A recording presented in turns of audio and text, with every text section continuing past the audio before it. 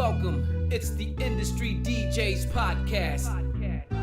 Welcome to the Industry DJs. Let's talk about the real, let's get to the facts. Welcome to the Industry DJs. Let's talk about the real, let's get to the facts. Come on in, grab some headphones, relax, grab a seat. Let's talk about beats, the word in the streets, how you hustle, struggle to make ends meet, so you could cop them tools that made you elite at your craft. Lead, walk us down that path. Teach us how to math, how to get that bag. For the record, oh wait, everything is digital. Techniques are pivotal, the game is getting critical. Oh my God, and we ain't talking biblical, political, but how the scene is getting cynical. It's typical for phenoms to act some way. The reciprocal is people who cast that hate. Let us debate for the people who are now tuned in through a camera's lens. You are now zoomed in on the podcast, taking over the grid with Thou Do It Like This and DJ T Kid.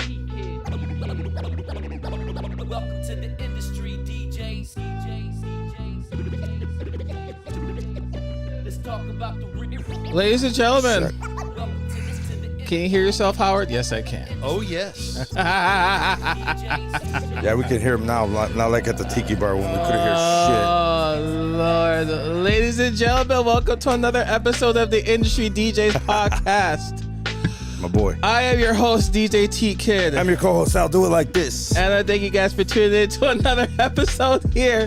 I love Howard, man. I do boy, too. bro. We can My check boy. us out on your favorite streaming platforms: Apple, Google Podcasts, Amazon Music, Stitcher, and the Anchor app.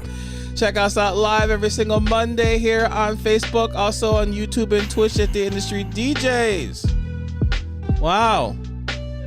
We were gone for a week.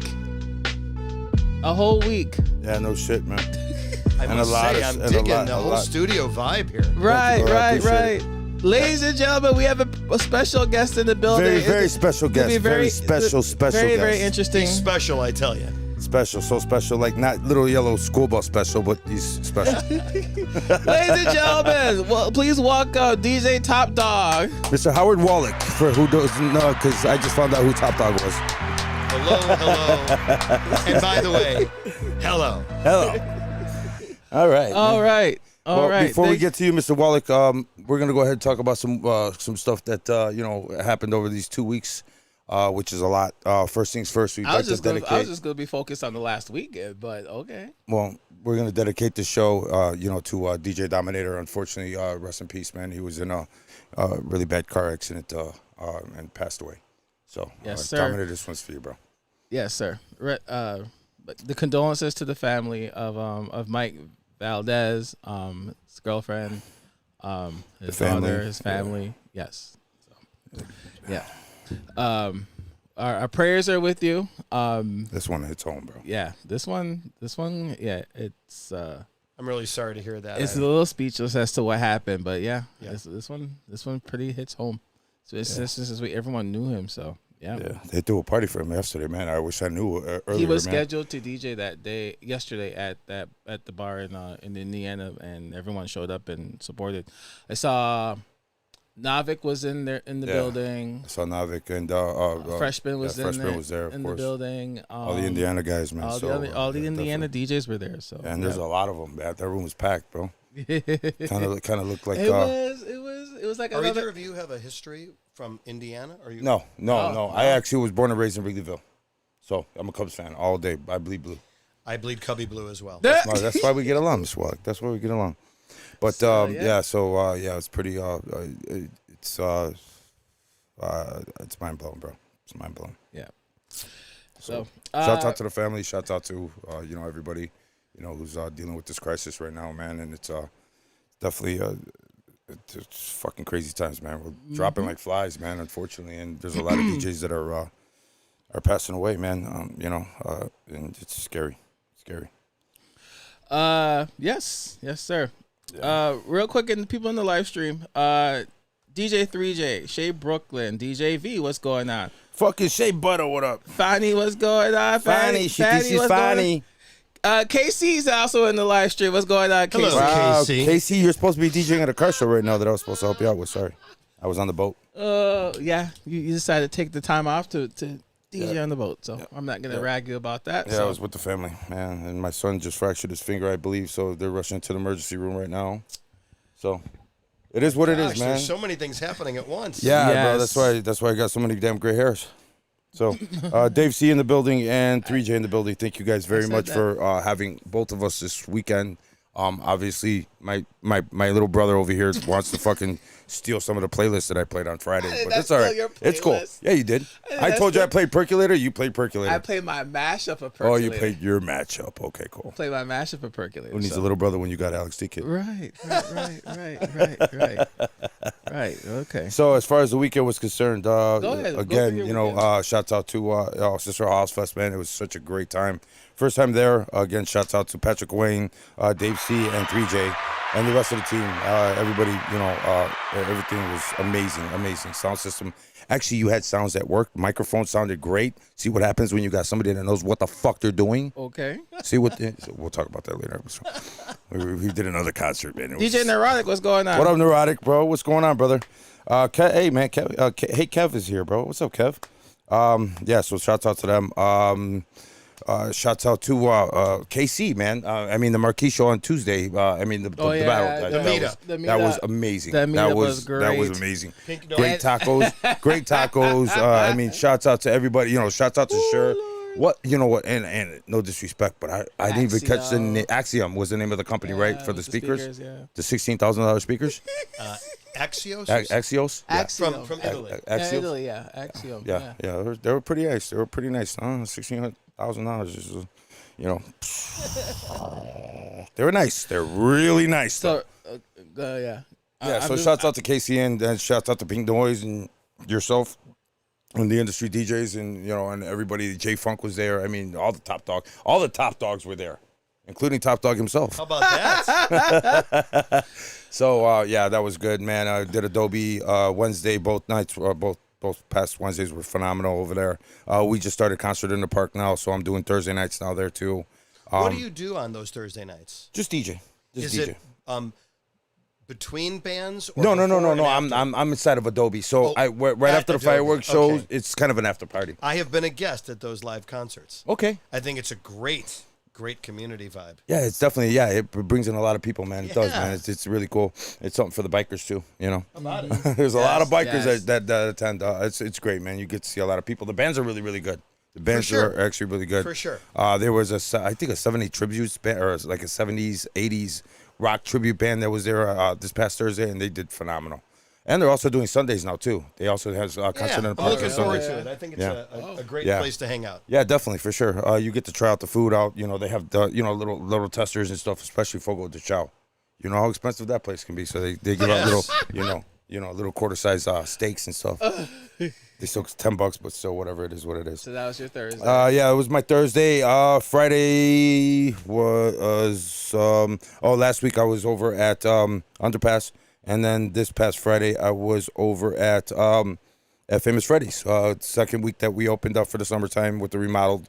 We got a new patio. We got a new lake because we're right off of Fox Lake.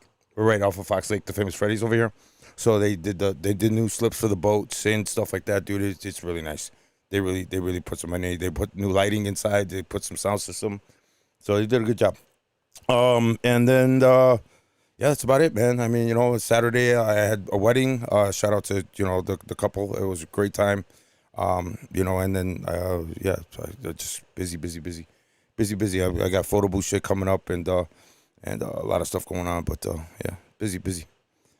But everything got tossed out the window after I heard about Dom. So that's fucked up, but whatever. It is what it is. All right. So, okay. How was your weekend? Real easy. Last Thursday, Friday, Saturday, I was at LG's. That's it. Wow. I was at those three. Wow. I was at that place for the past 3 days. This guy's like he's like one of those. He's like one of those bachelors that the women bid on. Whoever the highest bid goes. But it's for clubs. I was there. He's a bachelor for clubs. Whoever bids the highest. So LG took it all 3 days. I was at LG's Bar and Kitchen in Old Town for the past Thursday, Friday, Saturday. Thursday nights they do trivia. So after trivia, I DJ after trivia. Friday and Saturday just a regular dance party. Yeah. So normally I would start at 7:00 on Saturday, but because we had the Cicero House Fest, I started at 9:30. I'm sorry to hear Or that. 9:00. Oh, I'm sorry. So it's not, And you had to it leave wasn't- early? Wow, just like I did. After I wasn't found that out bad. that all those people showed up, and then we had Flipside show up, and then Okay. we had Flipside showed up on Friday. Okay, so Yeah, I do know. you- I had do- to leave. I was so pissed. do I you- didn't do you want to leave. Do you want me to start this debate here on the show? Let's debate it. So I was he's like, you don't. You were want gonna call in? You were gonna call in sick? I was gonna call in sick. I was gonna be like in the live stream, like I was gonna ask these people in the live stream who had the better set at the Cicero House Fest. Oh shit.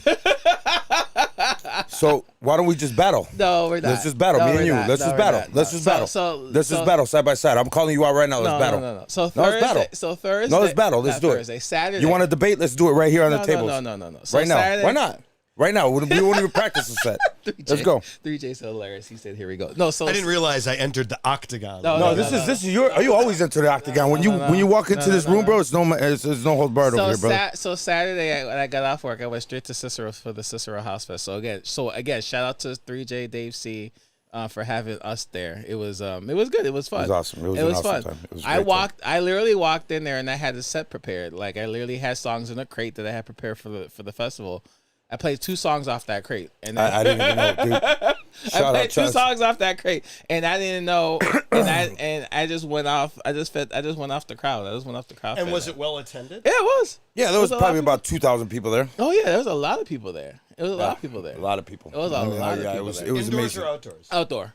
It was at the- absolutely amazing. It was at amazing it was time. in the parking lot of the Our Lady of the Mount Church. So it was good. Great. It was great. I had a good time. All right, in the comments, who wants to see us battle? No. Right now tonight. No. Mr. Wallach will be a judge No. And the live, in the live stream. no, it was fun. It was great. I had a good time. I walked in there again, not prepared what song I was gonna play, and then everyone once I got off stage, everyone was like, "You killed it. You had a good set." I'm like, "Thanks." I was legit nervous, like 5 minutes in, but other than that, it was. I was nervous after I heard fucking Rampage. And then fucking everybody walks were up to me. telling me that. So everybody walks up to me. So this DJ goes on before, and mind you, it's an old school house song. It's a house event. I'm known for old school house. You know what I'm saying? So are all the other DJs that were there, and all the guys on the bill, Howard, are top 8. They've already made their niche. Established. You know, they're established. They've already got their flowers. Like These guys. chosen few or Yeah, so like those, not those guys specifically, but those guys That they level. put that level. And the 2 guys that went before me, one of them played mainly like, you know, house, just like mellow chill, you know, house music, like the 90s stuff. You know, I'm like, okay, cool. Everybody stick it to the older stuff. Okay, cool. So I'm gonna go some hard house. Nope. Here comes fucking Rampage. When Rampage goes and plays everything that I had stuck in my head, and I'm like, God, I'm fucked. What am I gonna play? And so I went to my computer like 5 minutes before I had to get on, and I'm just going through my folder. And You I'm like, really he did played that? this, he played this, he played this, he played. Yeah, I had to. I have no other choice. So I had to go around everybody because I don't want to play the same shit. So I guess I went around there. Isn't that great though that you can be improv and still using your skill set, weave together and being glib right on the spot, making those decisions. I think that's a gift, man. Yeah. I don't think You know. listen, cheers to anybody that can Yeah. pre-make a crate and presume they're going to stick to it. Right. You No. yourself said, Yeah, I was 2 songs in I off had the to crate, and I just. evolve. But that is savvy. That is experience. And that is showmanship. That's music to knowledge, pull it out too. of, That's music knowledge, man, sure. because I played some shit that I forgot about, man. I forgot I even had. I'm like, okay, so I went off the beaten path, but still kept it housey, you know what I'm saying? And played, you know, I played to the crowd. So 3J just commented. He said you were sweating. it was hot out, bro. It was almost 80 degrees, bro. What do you expect? You were there Friday. It was Yeah. drizzling. It was hot. It was It drizzling. was hot, dude. It was warm. I wasn't sweating. It was wasn't drizzling. sweating. It was I drizzling. feel like I'm watching 2 brothers Yeah, we are brothers. Someone choke said each that. other out. Yeah, we are. Bro. This is Homer and Bart right here. Yeah. No, definitely not. But I'm reading through the comments real quick, and I'm just saying that they said that, for instance, DJV said T Kid knows my playlist. Fonny said he was nervous. He was talking. He was nervous. He killed it. And then 3J said T Kid with the leg shakes. Yeah, I was dancing. I was having a good time. Yeah, I saw that. So I recorded my set, so I'll post it on social media later in the week. No, the only reason I was sweating is the salsa that came with those tacos was pretty damn hot. I'm not gonna lie. Oh, so again, shout out to 3J and Dave C for having us. It was great. It was. Yeah, no, I saw him. When's the next one, Dave C? I saw him. When's the next one? Mr. Wallach. Housetoberfest? I think I don't know. Housetoberfest. They're doing the boat party in a couple of. The ship party. We can't say boat in front of Mr. Wallach. Okay. Don't say ship. You can't say You boat. have a boat. I have a boat that fits 8 people. You have a boat that fits 800 people. There's a big difference. So how was your weekend? Started on Thursday. I was sort of a show producer. I hit cues for a meeting. Friday, I did a private event in the city at a building called Anshe Emet. It's a Jewish private school. And then Saturday, I did a birthday party in Evanston at Palm Court. Oh, wow. And Sunday, I did a members pool party at Ivanhoe Country Club. Damn. All sounds rich. You're all over the place. Sounds rich. This is sort of my jam. I don't know what I would do if I wasn't busy. Man. I'm on the go. That's You know what? Let me tell you something, Howard. Ever since I've met you, I've heard about you, and I've never had the opportunity to meet you because you're constantly on the go, and we really don't get the chance to cross paths with a lot of people. But I've heard about you, and let me tell you, man, bro, I've heard nothing but good things about you. Thank you. I appreciate. I mean, you're a hard worker. You got a lot of accounts, and you're one of the you're one of the big dogs. I have had a colorful career. I've had. How long you been DJing for? Well, before special events, I let's call it 40 years. Wow, that's awesome, man. That's great. That's great. I What got you into DJing? What is it? What got you into DJing? Well, my joke is, there was an avenue for this class clown. Really?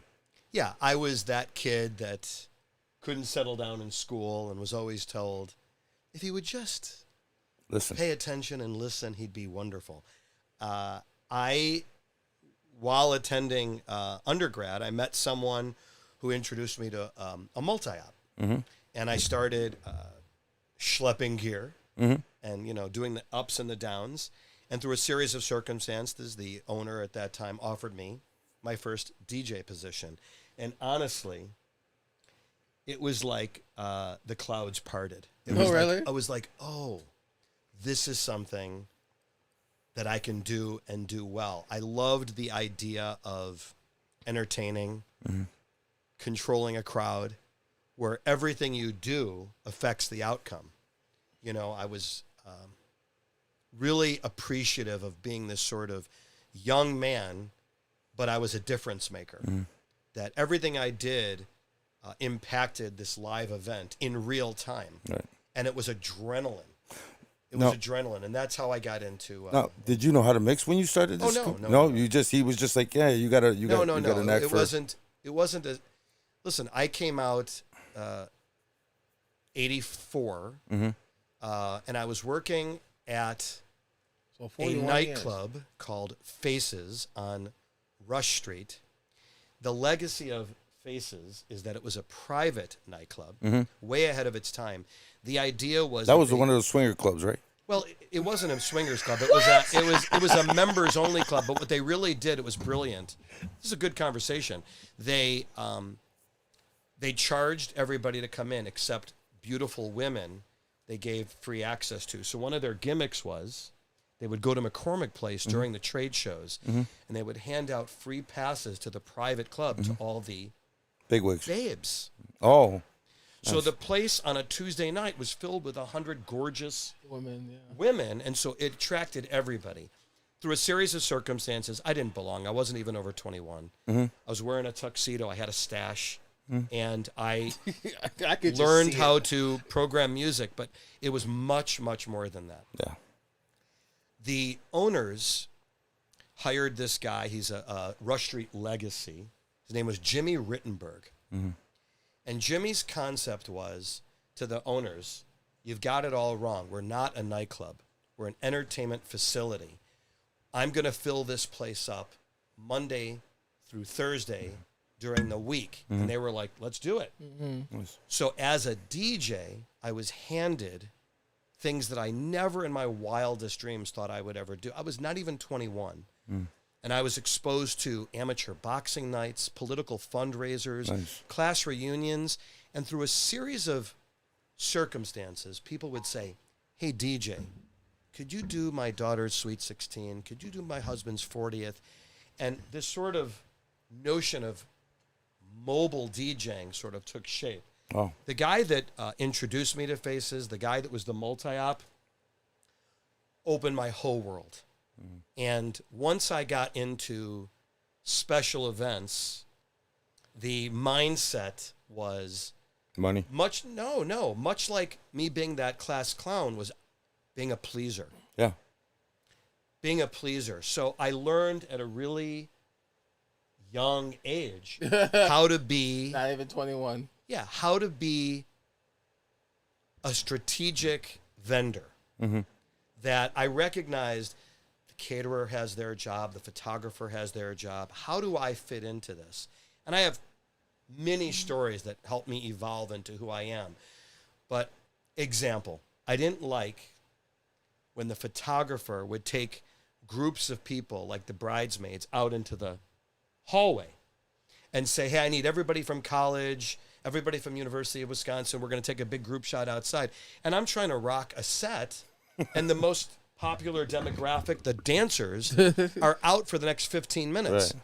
So I learned very early to say to the photographer, tell me what it is you'd like to do, and let's do it on the dance floor. I'll use my microphone to get those people together. And instead of 17 to 22 minutes in the foyer or the atrium, it'll be 4 minutes, 3 minutes on the dance floor. Right. So they'd be like, oh, this DJ is so cool. He's helping me. At the time, it felt self-serving. Right. Like, I'm really doing this because I don't want to lose a dance floor. Right. I'm doing all my killer programming to no one. That's genius. So that's how it sort of started. And I realized very early that no one in the game had my back. So I became the vendor that I did the site inspection. Nice. Oh, this has an elevator. This place doesn't. Hey, Mrs. Zimmerman, I went to the venue, and because they don't have an elevator, I have to add another person to help me. It's a small nominal fee, but I want to give you comfort level, and I want to give me peace of mind that we can get into the space, set up everything we need Without hurting myself. I want to be ready and prepped and not hurt my back before I perform. And when you talk to people that way, they listen and they respond. They say, yeah, we respect what you're trying to do. So yes, charge us for the extra help. So I was always, That's smart. very, very beginning, I sort of set myself up to be the one vendor that they could count on, their advocate, their number one, right? So they might say, oh, the venue, people changed hands, or the studio, I don't know what photographer they're sending. The florist won't call me back. And I would hear this on repeat. Yeah. So I said to everybody in my circle, we're going to be their favorite vendor. It was sort of a mantra from the very beginning.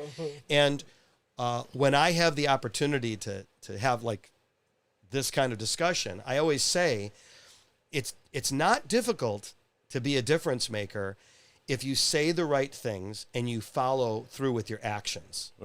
Right. And so my thing was, this experience of planning a special event, you should hire someone who cares about your event as much as you do.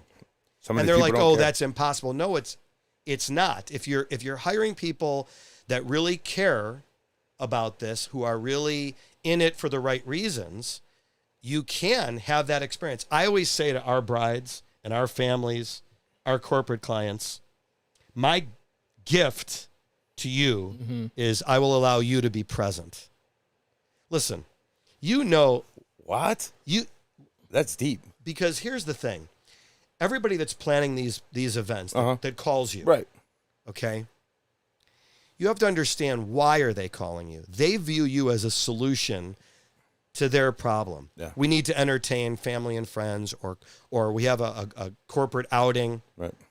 They're saying, I've heard that you're reliable. Yeah. I've heard that you're really good at what you do and packing dance floors, right? Yeah. So the trick is to say to them, I understand that you don't want to overspend, you don't want to be embarrassed, and you want someone who's going to have your back. Right. You want someone who's responsive.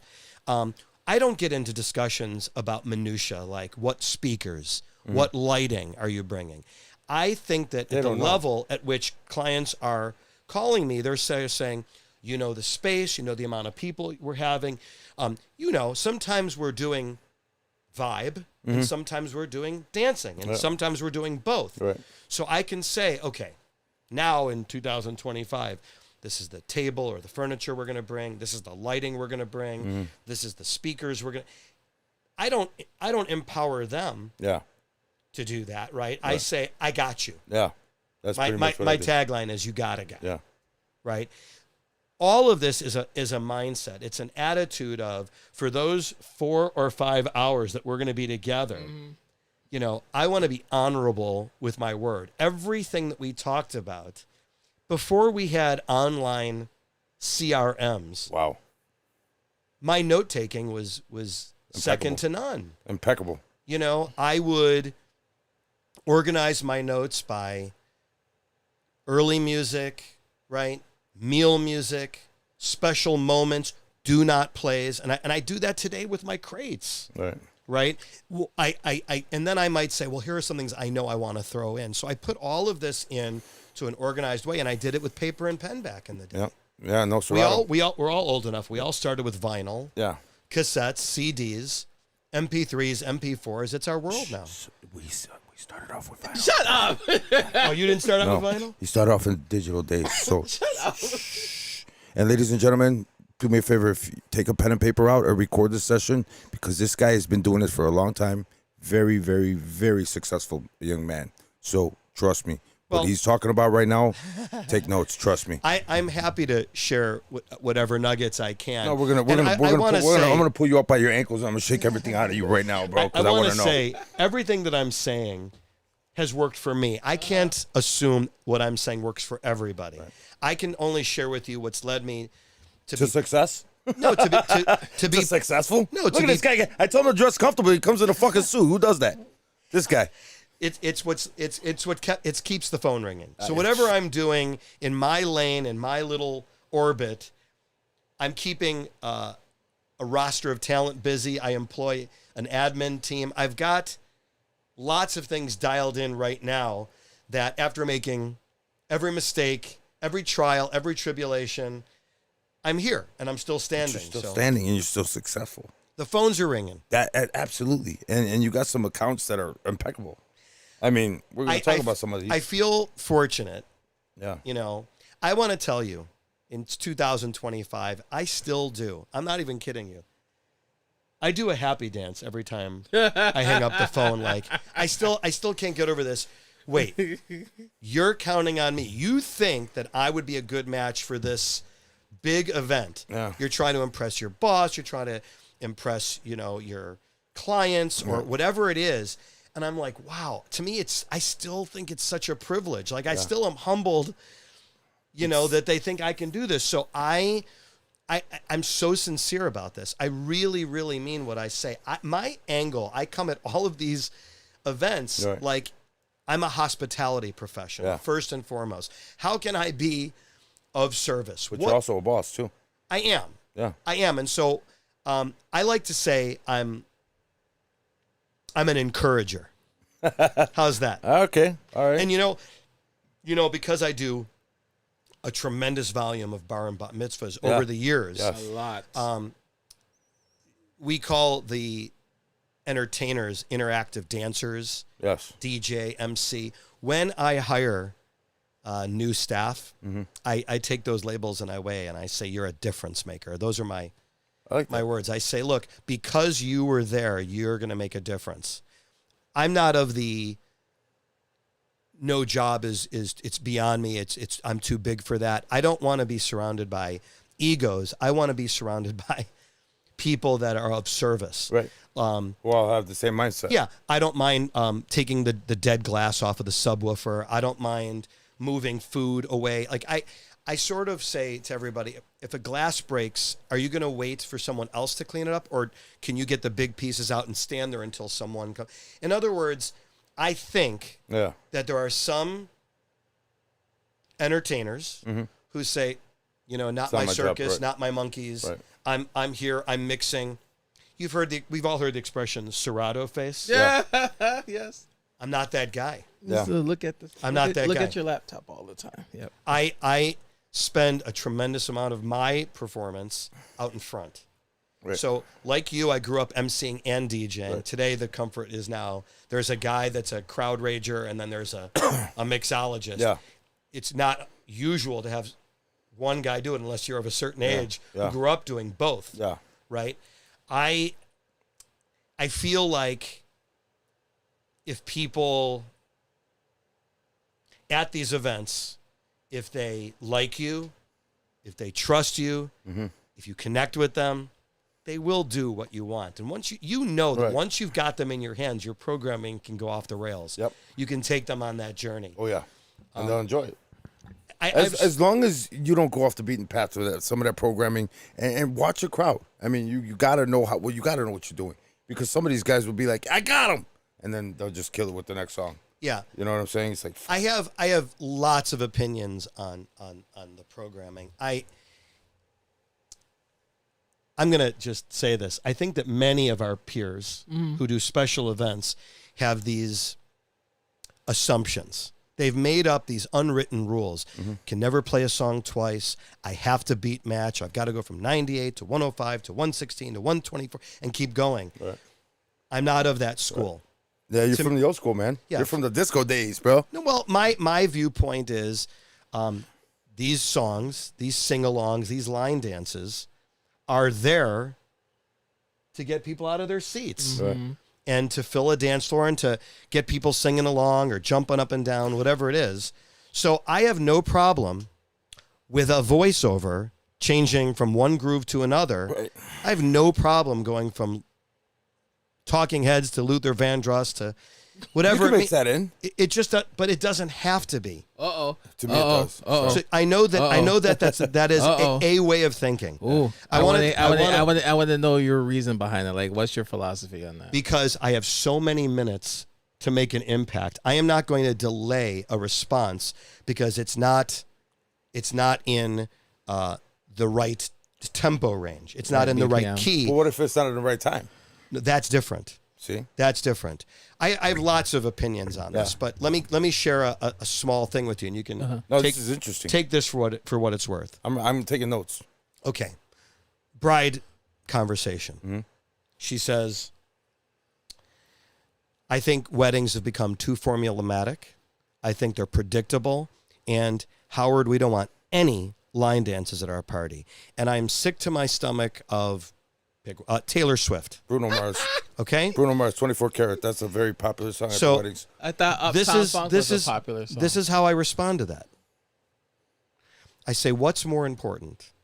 Is it more important that I represent you and your particular likes, or do you want me to maximize participation? To me, there are different ideas.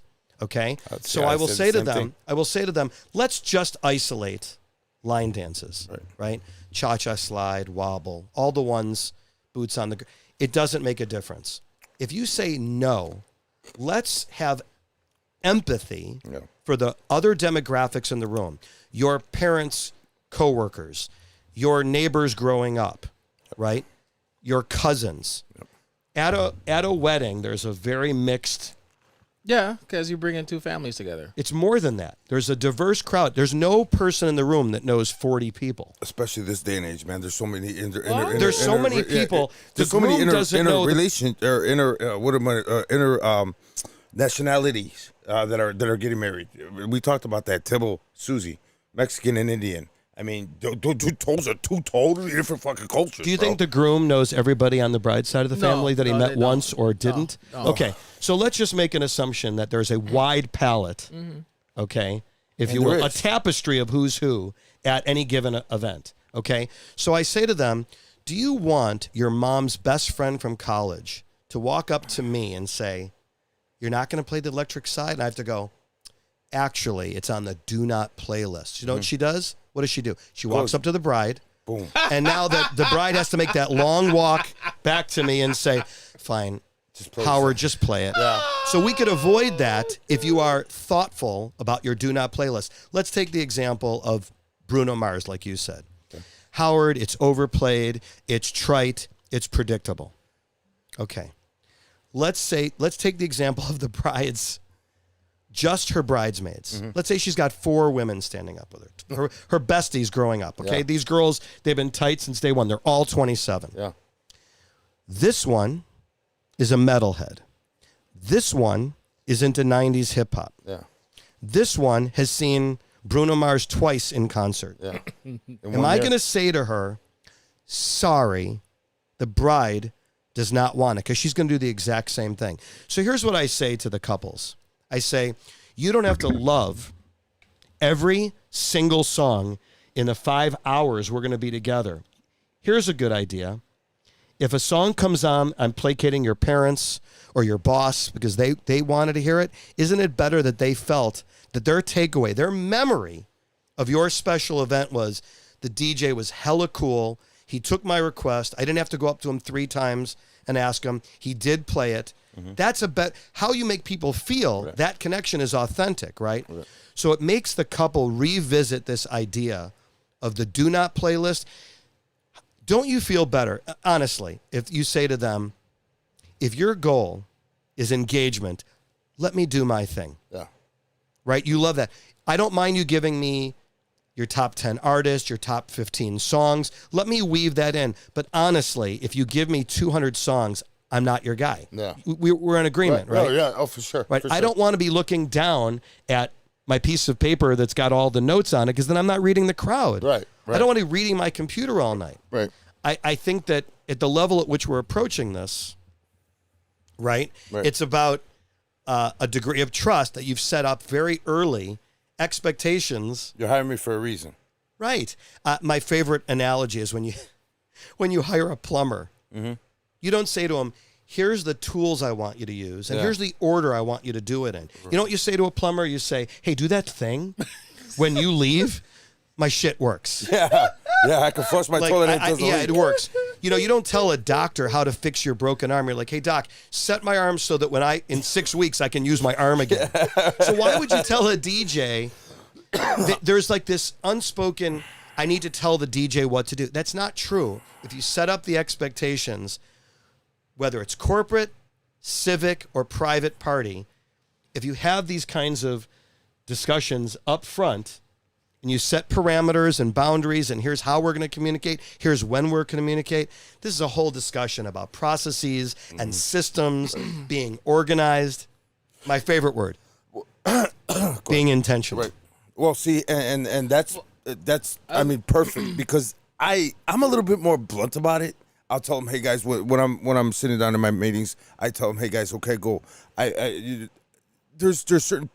I just kind of curious to see what your do not plays are. After I get that list, I'm gonna turn around. I'm gonna be like, oh, okay, this is not stuff that I'll play anyways. You know what I'm saying? But if the cha-cha slider is on there, there's these cliche things that normally happen at a wedding. All right. I simply tell my client, hey, listen. At the end of the day, guys, this is your day. I want it to go as perfect as possible. But the last thing I need is for all said and done, and then your Aunt Maggie calls and says, hey, it was great, but I asked the DJ to play a song, and he said no because whatever. So what do you want me to do? The expression is always, people remember not what you said, they remember how you made them feel. Right. Right. So I have so many funny things I could share with you. We're going to talk about that, because you've been in this industry for a long time, and you've done some big stuff. I want to know, my curious question, and I want you to think about this. You don't have to answer it now. But what is the most fucked up thing you've ever seen at a wedding? Oh, Lord. Wow.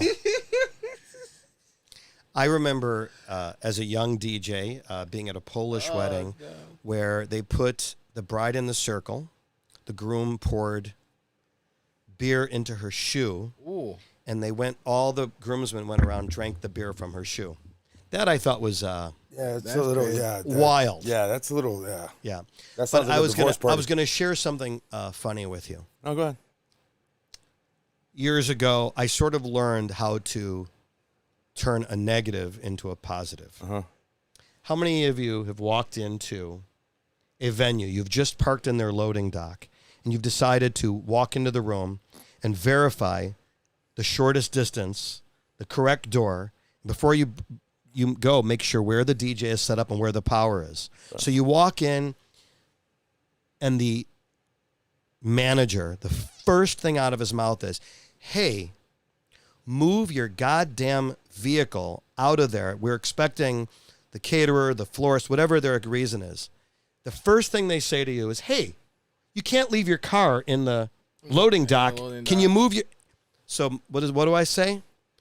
"Hi, I'm Howard. It's nice to meet you. What's your name?" Yeah. I arrest them. Yeah. I make them realize that was inappropriate. Oh, yeah. That was undermining to the next bunch of hours that we have to work together. Right. Don't talk down to me. Don't talk at me. We are a team tonight. Yeah.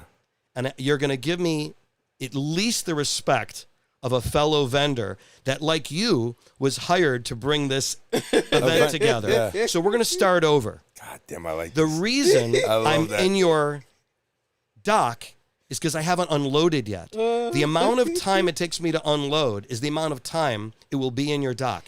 Like you, I want to get my vehicle properly parked legally and locked so I feel good about it as well as you. Yeah. It's like, okay, I'm sorry. God, you're such the nicest asshole in the world. I love it, though. I'm taking notes, Howard, because that's good. I like that. On Friday night, I told you I was at this, it was called Anshe Emmett. And the security guard, just doing his job, I pulled my car at the end of the evening to the exact door that I needed to, put my blinkers on. He came inside and was watching me go back and forth with my stuff and said, "Hey, you got to move your car." And I just looked at him and I said in the nicest tone, "We could agree that I'm on my way out, and I think you're bearing witness that I'm tearing down from the event that I just performed. Because you saw me the whole night. I want what you want. I'd like to be able to leave here, but I want to make sure I have all my stuff. So let's agree that I'm trying to get out. As much as you want me to leave, I also want to leave. So I'm hoping we have an understanding that I'm not leaving my car there for no reason at all, but I'm actually loading out as we speak." And he's like this. He just looked at me like, "What was that?" He wasn't prepared. God, that's awesome. If someone is not respecting me for no reason, sometimes you got to kill him I with need kindness. to just say, "Hey, yeah, kill him with kindness. Yeah, kill him with kindness. Damn. Be the bigger man." Bro, if you came up and talked to me like that, I'd want to fight. I'd probably want to fight you at that point. I'm not saying they don't want to fight. No, I probably want to fight you. I'd be like, this guy's he's trying to smarten me up. And that's the problem with you, Al, because there are events where like you already riled up and you just wanted to like probably yell at somebody. No, it's not even about that. No, it's not. I handle a lot of my stuff well. Mexican independence, that wedding that you had to do, or that event that you had to do. Miracle's with me. He could contest to everything. I was so nice to that lady, even though she was talking down to me. She was talking, bro, it's Mexican independence. He had to be at an event downtown. GPS said it was going to take an hour and a half to get there. We got to 1994 where they come together. The split. And dude, from there out was 3.5 hours. My GPS went from an hour and a half to 3.5 hours to get there. I'm like, oh shit. And then that wedding that you did with Tibble. What wedding did I do with Tibble? That event that you did with Tibble, and you say that the bridal, the lady in the bridal party also the whoa. Ask Tibble. I asked, bro, I'm very professional about my shit. I'm very, dude, she literally, okay, so we're inside and they had a pianist or a cello player and a violinist outside, right, for the ceremony, right? Well, I guess the lady who was in charge of the wedding coordinator, okay, she was the bride's cousin, and I guess she got empowered that day. she felt like she grew a pair of balls, and she wanted to talk down to everybody. Literally, I'm playing classical music, very chill piano light music, as everybody's coming in, right? She's getting the bridal party ready to go. She snaps her finger. She goes, "Hey, you, sir, yeah, you." And I turn around like, "Me?" She goes, "Yeah, you, come here." She goes, "Turn this shit off. I can't even hear myself talk to the bridal party as they're trying to fucking get in line and they keep fucking around." I said, "You're mad at them. Don't take it out on me." I said, "Ma'am, unfortunately, I'm playing this because it's dead silence in here and we can't have that. We got people. We got the elders. It's hot outside. We got still people in here. You know, I just want to make sure that everything is going. Everybody's comfortable. This is a You can perfect still talk." example of how all the vendors that are expressing their amateur hour, Right. that they're in their own private Idaho, right. And you have to awaken them. I'm sorry, Howard. You have to awaken them. We are a team for these next 5-6 hours. This is unacceptable behavior. Don't say, "Hey, you." Approach me one-on-one. "Excuse me, what is your name?" Yeah. "Let me tell you who I am." But to snap your fingers at you, you're starting off with this higher than thou. It's inappropriate. That wasn't It's even condescending. That wasn't even the first thing. That wasn't even the first thing. That was like a hierarchy going on here. Brother, let me tell you something. Right when we walked in, we had everything all set up, and the way they positioned us, it was the way the hall is. It's like it's the dining room area. They got a fireplace, and then the dance floor is in the middle. Obviously, they put us all the way in the back by the back bar, which was weird for the whole acoustics and everything. So the tables were here, aisles here, and they put us sideways along with the tables. So we weren't even projecting the sound that way to the. I have an Excuse me, opinion to the on masses, that too. okay? To the masses, right? She turns around and she goes, "Can you do me a favor? Can you angle your DJ booth just a little bit after everything's been taped down, everything's all ready to go, and we had a TV booth. You know how those things are a bitch to move." Okay, I was like, "Ma'am, unfortunately, it's too late." "No, well, I don't like it that way. And you're gonna have to move it." "Well, I'm glad you were here when we put it in here, but this is how the floor plan goes, and this is how we're leaving it, ma'am. And I don't want to angle it because the people that are behind me, which are going to be going to the bar, as they're walking back, they're going to see everything on the bottom of there where we store all our stuff. You know, and there's a reason why." Do you put a covered banquet table behind you? No. Think about it. No, sometimes I do, but the majority of the time I like my DJ booth very clean. Everything's got to be taped down, and all my stuff is either in the back or in the closet. So this soft thing, I say this lovingly, not with any other. You should not, moving forward, do any event without asking your client to provide you a floor plan. Oh, we had the floor plan. They shouldn't, but you should never be surprised at where they're putting you or the angle that you're at. I have, in my world, a lot of times they say, "We have a dramatic backdrop. Mm-hmm. We want you off to the side." I have to make conscious decisions if I'm going to put the screens, the lighting, or the speakers hugging that backdrop, because I know my DJ table is now a tech station and not a focal point. Right. So again, I decide what I'm going to bring, but it's based on for me. I put the responsibility on them. We are 6 weeks out. What I need from you, they'll say, "Howard, what do I need to do next?" Well, one of the things I need you to do, you told me that Lisa was your contact at the hotel. Ask Lisa for the floor plan on how everything is going to be laid out. And I can say emphatically, this does not work for me, or we need to evolve this in a way that's better for your event. My favorite thing is when you make a schedule, an itinerary, and the venue yeses you, but does their own thing anyway, right? Oh, I hate that. So here's an example. I tell them right off the bat, I don't want. If you're gonna do it, then that's your deal. I do your timelines. I know how. I'm your MC. I'm your master of ceremonies. I'm the one that keeps time. The hall, all they care about is getting the food out hot and making sure that the drinks are cold. What you do other than that, they don't give a rat's ass. Whether you run out of time or anything, that's your problem. It's one more. If you notice at some of the fancier events we do, they have a staff of 24, 30 people clearing, dealing, managing, getting hot food out. About every half hour, they let 4 go. So if you notice at the end of the night, it's just a handful of people picking up the dead glasses, making the sweet table look better, right? It's because it's economically sensible for them to do that. But it doesn't make sense for most of the events we do. So, for example, when I do the itinerary, I say, make sure you tell your hall to delay dessert. It is not to your advantage, right, to go soup, salad, entree, dessert.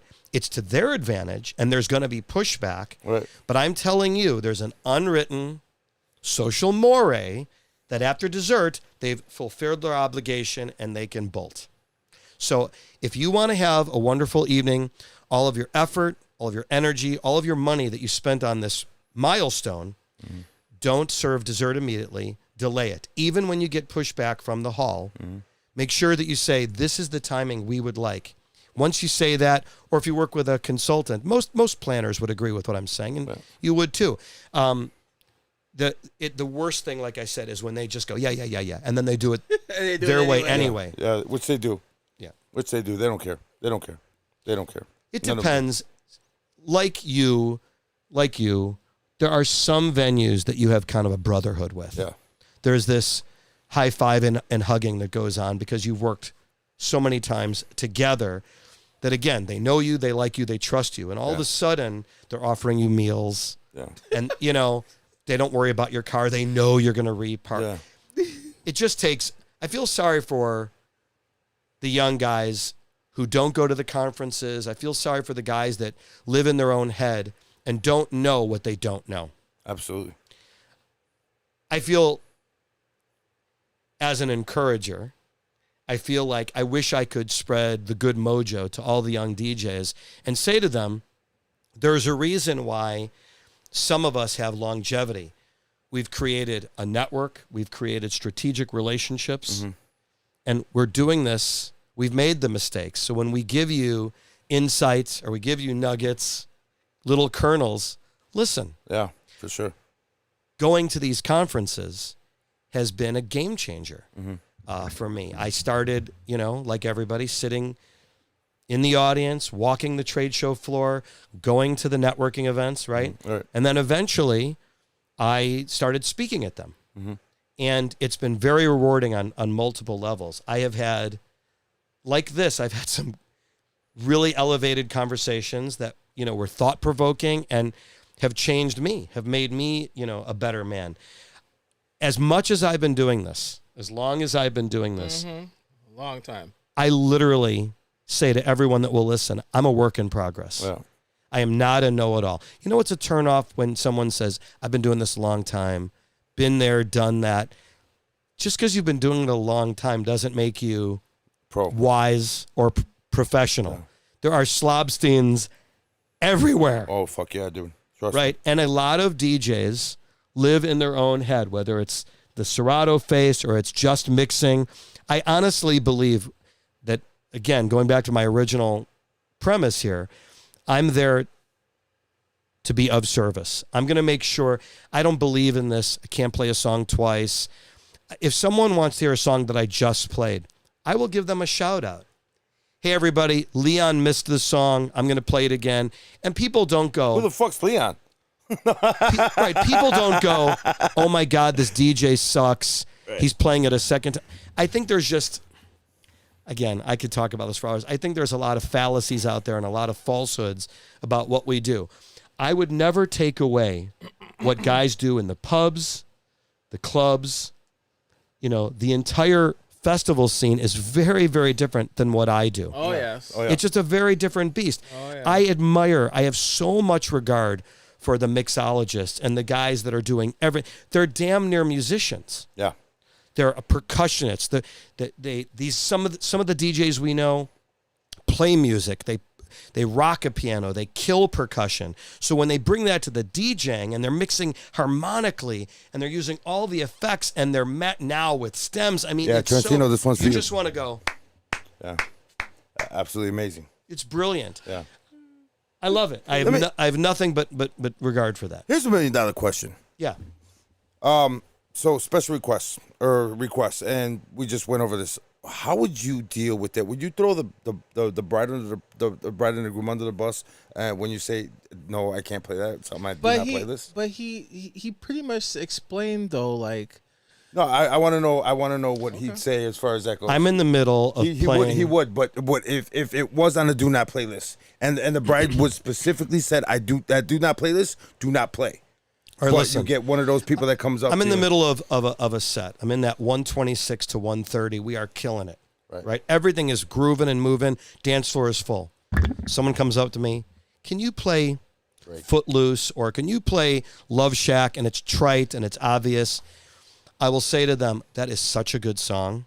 Let me find the right moment to capitalize on that. You probably realize what I'm doing isn't random. I'm really thoughtfully programming here. Yeah. If you don't mind, let me get to it. That usually works. Okay. I try to give them the perspective of, I'm not a jukebox. I want to take your requests. Let me do it when it's appropriate. And I give them that sort of respect. Like, I'm talking to you like a person. Right? When they are doing the, what's the meme? Play Bad Bunny, right? When they're throwing phones in my face, or can you play this next? Then they've crossed the line, right? Then they've, or I don't care what the bride said. Then it's disrespectful. You don't care what the bride said. Yeah. Well, I do, because I'm getting paid by her. Have a nice day. Right. So every situation is unique, but I try to set up, like I do in advance, that this is going to be on equal footing. Don't talk down to me. Don't talk at me. Right. So to that point, I cruise the cocktail hour. I schmooze the tables. I'm not one of these guys that lives behind the DJ booth for the 5 hours that I'm there. Right. If you saw me, they're like, he's everywhere. Right. I'm using their names to my advantage. It's not uncommon for someone to say to me, are you related to these people? And I'm like, no, I'm very intentional with creating that experience and letting them feel like I'm with them, not at them. Right. And that's how I do. Sometimes this past weekend, I was almost table touching with all these tables, because before it was when I walked in, it was a buffet style.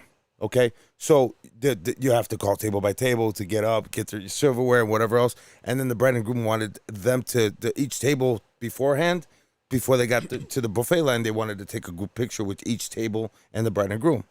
So okay, cool. So again, it was almost like I was, had to go to each individual table. Hey guys, before you do that, the bride and groom would like to take a picture, group picture, no singles, blah blah blah blah, whatever.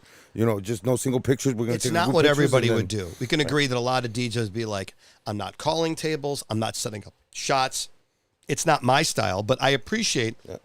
There are many guys that say, look, I'll do whatever it takes. I'm here to entertain, and there are other guys that say, I will do whatever it takes. Yeah. I would like to surround myself with that kind of charisma, that kind of energy. What charisma? That you'll do everything? That you'll do whatever it takes. Yeah, whatever. I need to know that if I'm putting you on an event, that you care about it as much as I do, because I have promised them the world. Yeah. Right? And Same I want you to be appropriate with your volume. I want you to get along with the other vendors. I want your social intelligence to be at a 10. Yeah. No matter what. Don't worry about what you're eating. Don't worry about what's coming out. Like, don't talk about, I can't do overtime because I have another plan. You need to be all in.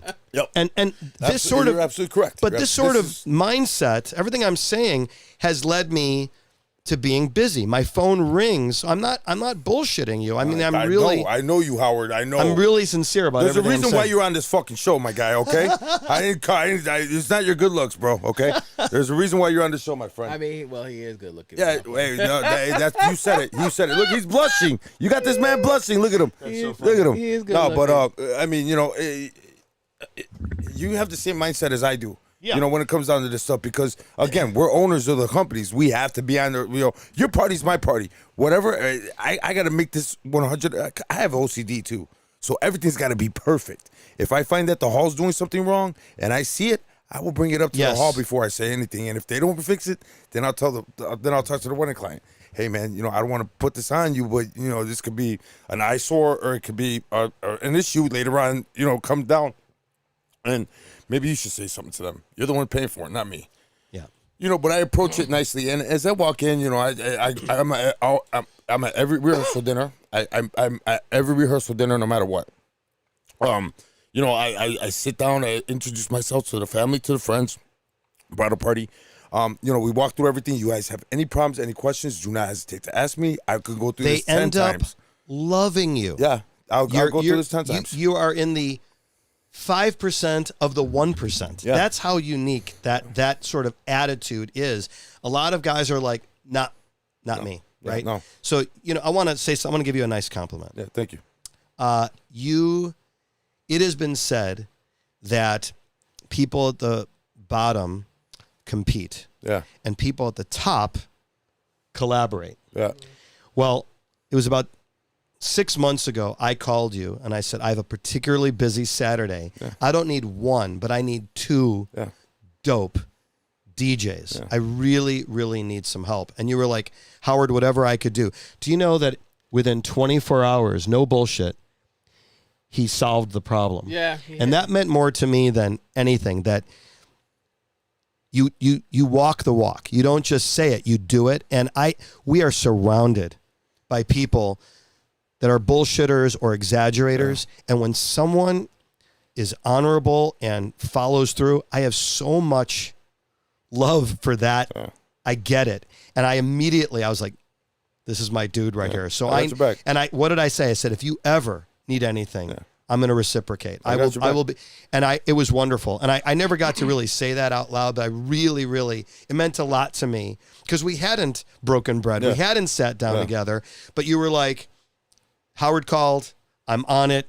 And no kidding. He just handled it. I had those DJs the same day. Handled it. I'm telling you. I was kind of pissed off because one of them took too long to call me back, but he was at work. Mad respect. That's the truth. I got you. And those are two these guys do shit for me all the time. So obviously, you know, and I'm not gonna, if I can't get you somebody that's qualified, I'd rather tell you no than to sit there and sip somebody that's gonna fuck your I ain't gonna lie. I loved it. Yeah, I loved it. I got your back. I told you. I mean, you know, ever since I've known you, you've been a great guy. You know, and if I can help somebody out, man, and that's why I've been in this industry and for a long time. This is probably worth mentioning. You know, as a business, you sort of learn what you're willing to take on and not. Right. So we have strategic alliances. We've got partners. You know, this one does this kind of photo booth. This one's got 60 uplights I can get from them. So you learn to say, I can do this. I can't do that. I'm willing to take this on. I'm not willing. And it's all part of the growing, because every time you go out and it's not you, right, you are vulnerable to every possible thing. Because some people they play the victim. They have excuses. It's a challenge every time. It is a miracle that when you put all 1,000 chess pieces out there, that at the end of the night, they said, everything worked. Mm-hmm. The venue was happy. The photographer was happy. The venue, the client, and the guests. When people say, my typical response, one of my guys says, oh, we crushed it. Mm-hmm. Tell me what that means. I don't want you to give me a headline. Break it down for me. Right. Did they respond to your programming? Was the timing on point? Mm-hmm. Did you love the decor? What about this was so crushing? Yeah. Break it down for me. So what I've done is with my team is I've tried to make them accountable and articulate. Like, don't just yes me. Everyone is like, oh, it was straight fire. Yeah. What does that mean to you? They responded to your programming. They were respectful. Just give me one more.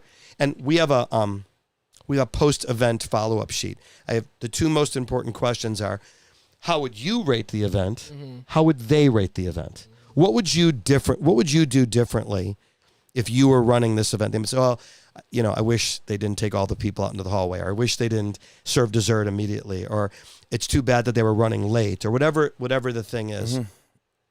I have the occasional meeting of the minds where I bring the team together and we have a discussion. Here's the latest, here are the new rules, here, whatever it is. Right. And one of the things that, I hope you'll dig this, I say to them, you know, you're in situations you haven't encountered before. Instead of acting with bravado and with ego, why don't you say to yourself, what would someone who is smarter than me, what is someone who has more experience, what would they do? If you say that to yourself and you self-check, what a difference it makes. Don't presume anything. Just take a step back. One of the things that special events has done for us is it has made us so resourceful, and the minute-to-minute decisions that we're making as the evening is unfolding in real time has made us so tough. Yeah. I can travel to a foreign country and be in front of all these problems and issues and just go, all right, this is what we're going to do. Yep. And regroup. Be very systematic and very level-headed about how to solve this issue. We've had things happen, right? In the old days, the amplifier blew, or or I don't have the right plugs, or whatever, the adapters, whatever it is. Right. And we have to go, okay. Right? Because we say we're DJs. We say we're businessmen, but my God, we're marketing. Yeah. We're answering DMs. Yeah. We're doing accounting. We're designing things. Designing stages, designing backdrops. Logos. Logos, absolutely. Absolutely. I don't know about you, but one of the fallouts of my career is I became a Photoshop guy. Like we all did. I could do anything in Photoshop. Yeah. Photoshop. Who knew? Yeah, Who knew? promoters. And how about this? Manager of other people. They're not even our people. But you got to manage them. Right. There's because, so again, many. We are the MC. We are the directors. We are the directors. I don't give a fuck what that hall says, because at the end of the day, I'm the one that's going to get yelled at. We have a timeline to deal with. They love you when they say, "Listen, we're not ready. We need 7 more minutes." Oh, yeah. I got you. Yeah, and that's what I say. Hey, don't worry about it. I got this. Right. So what we'll do is we're working together. And this whole, and this is one of my biggest things. And I sit down and well, I want to do my first dances. Right when I walk in, I want to do cake, first dances, and then speeches. Ma'am, do you understand that we just came out of cocktail hour? People are probably starving. Why don't we do this? Okay, we're gonna break everything up, and so everything doesn't have to be all bunched up at once. How about, did you get the copy of the itinerary I sent you, and did you take the time to read it? Right. Because all the other vendors are on the same page. No, this is before we even. This is when we're talking about it. Getting. Yeah. So what's your idea? What trying to get their ideas of how they want it. Because I treat every client different. Even though I've done 1 million weddings, and they're virtually all identical. No matter what you do. Hey, 2 people getting married, their family, you're going to get a bunch of people drunk, dancing. There are some key moments that need to happen in the right order, because we know the photographer is going to dip out early. There's certain things we know, and to a degree you're right, but you said it exactly right. When you're in that interview process, this is what I say. I say, if you communicate what your priorities are. Right. I will make sure that they happen. Yes. Right. In the limited time we have together, what's the most important thing to you? Right, but we all know that there's the cake cutting. Let's start. They used to do bouquet and garter. Yeah, which they don't do anymore. And there's another thing that a lot of my clients I don't want to do it. My mom's really religious. Well, you know what I came up with? Again, you got to brainstorm and think outside of the box. And it's worked for several companies or several clients that I've done. And let me tell you. So I'll get him and I'll be like, oh, it's awkward and I don't want to be there, and he doesn't like to dance, and go, because usually I'll make the groom, I'll be like, as they're getting off the dance floor, and I'll be like, whoa, wait, where you going, Bill, where you going, Sue? And they'll be like, oh, we're going back. No. And I'll pull out the chair, and then everybody automatically, oh yeah, okay, cool, no problem. So when they do want the garter bouquet toss, what I do is I take the groom all the way to the other side of the dance floor. And I'll walk them all the way, and I'll have the bride sitting down, and I'll be like, ladies and gentlemen, this is our lucky time to see the garter take off. So at this point, I'll put my arm around the groom, and I'll be like, hey man, when I was talking to your now wife, in our meeting, she told me you're an amazing dancer. And even though it was all bullshit, you know what I'm saying? And she'll laugh, and I'll be like, I heard you're an amazing dancer. Well, ladies and gentlemen, we're going to do something a little bit different at this time. I'm going to make, who wants to see Bill not walk up to the wife and take off her garter? Who wants to see Bill dance to his wife and take off the garter? And, yeah. And usually it's pour some sugar on me or pony or something like that. Something sexy, And dude, and half these guys will turn around and they get down and they act like Magic Mike half the time. coming up, and I'll be like, guys, there's PG, there's still kids here, whatever. It's cool. But if they're very shy and they really want to do the garter and bouquet, I'll be like, okay, so this is what we're gonna do. I'm gonna pull the chair out. We're gonna go through the whole 9 yards and make it look like we're gonna do something. At this point, I want you to turn around and I want you to take Mary and I want you to take her hand and be like, Al, give me 1 second, hold on, I'll be right back. Find the closest bathroom or closet, whatever. Walk in there, have the garter in your pocket.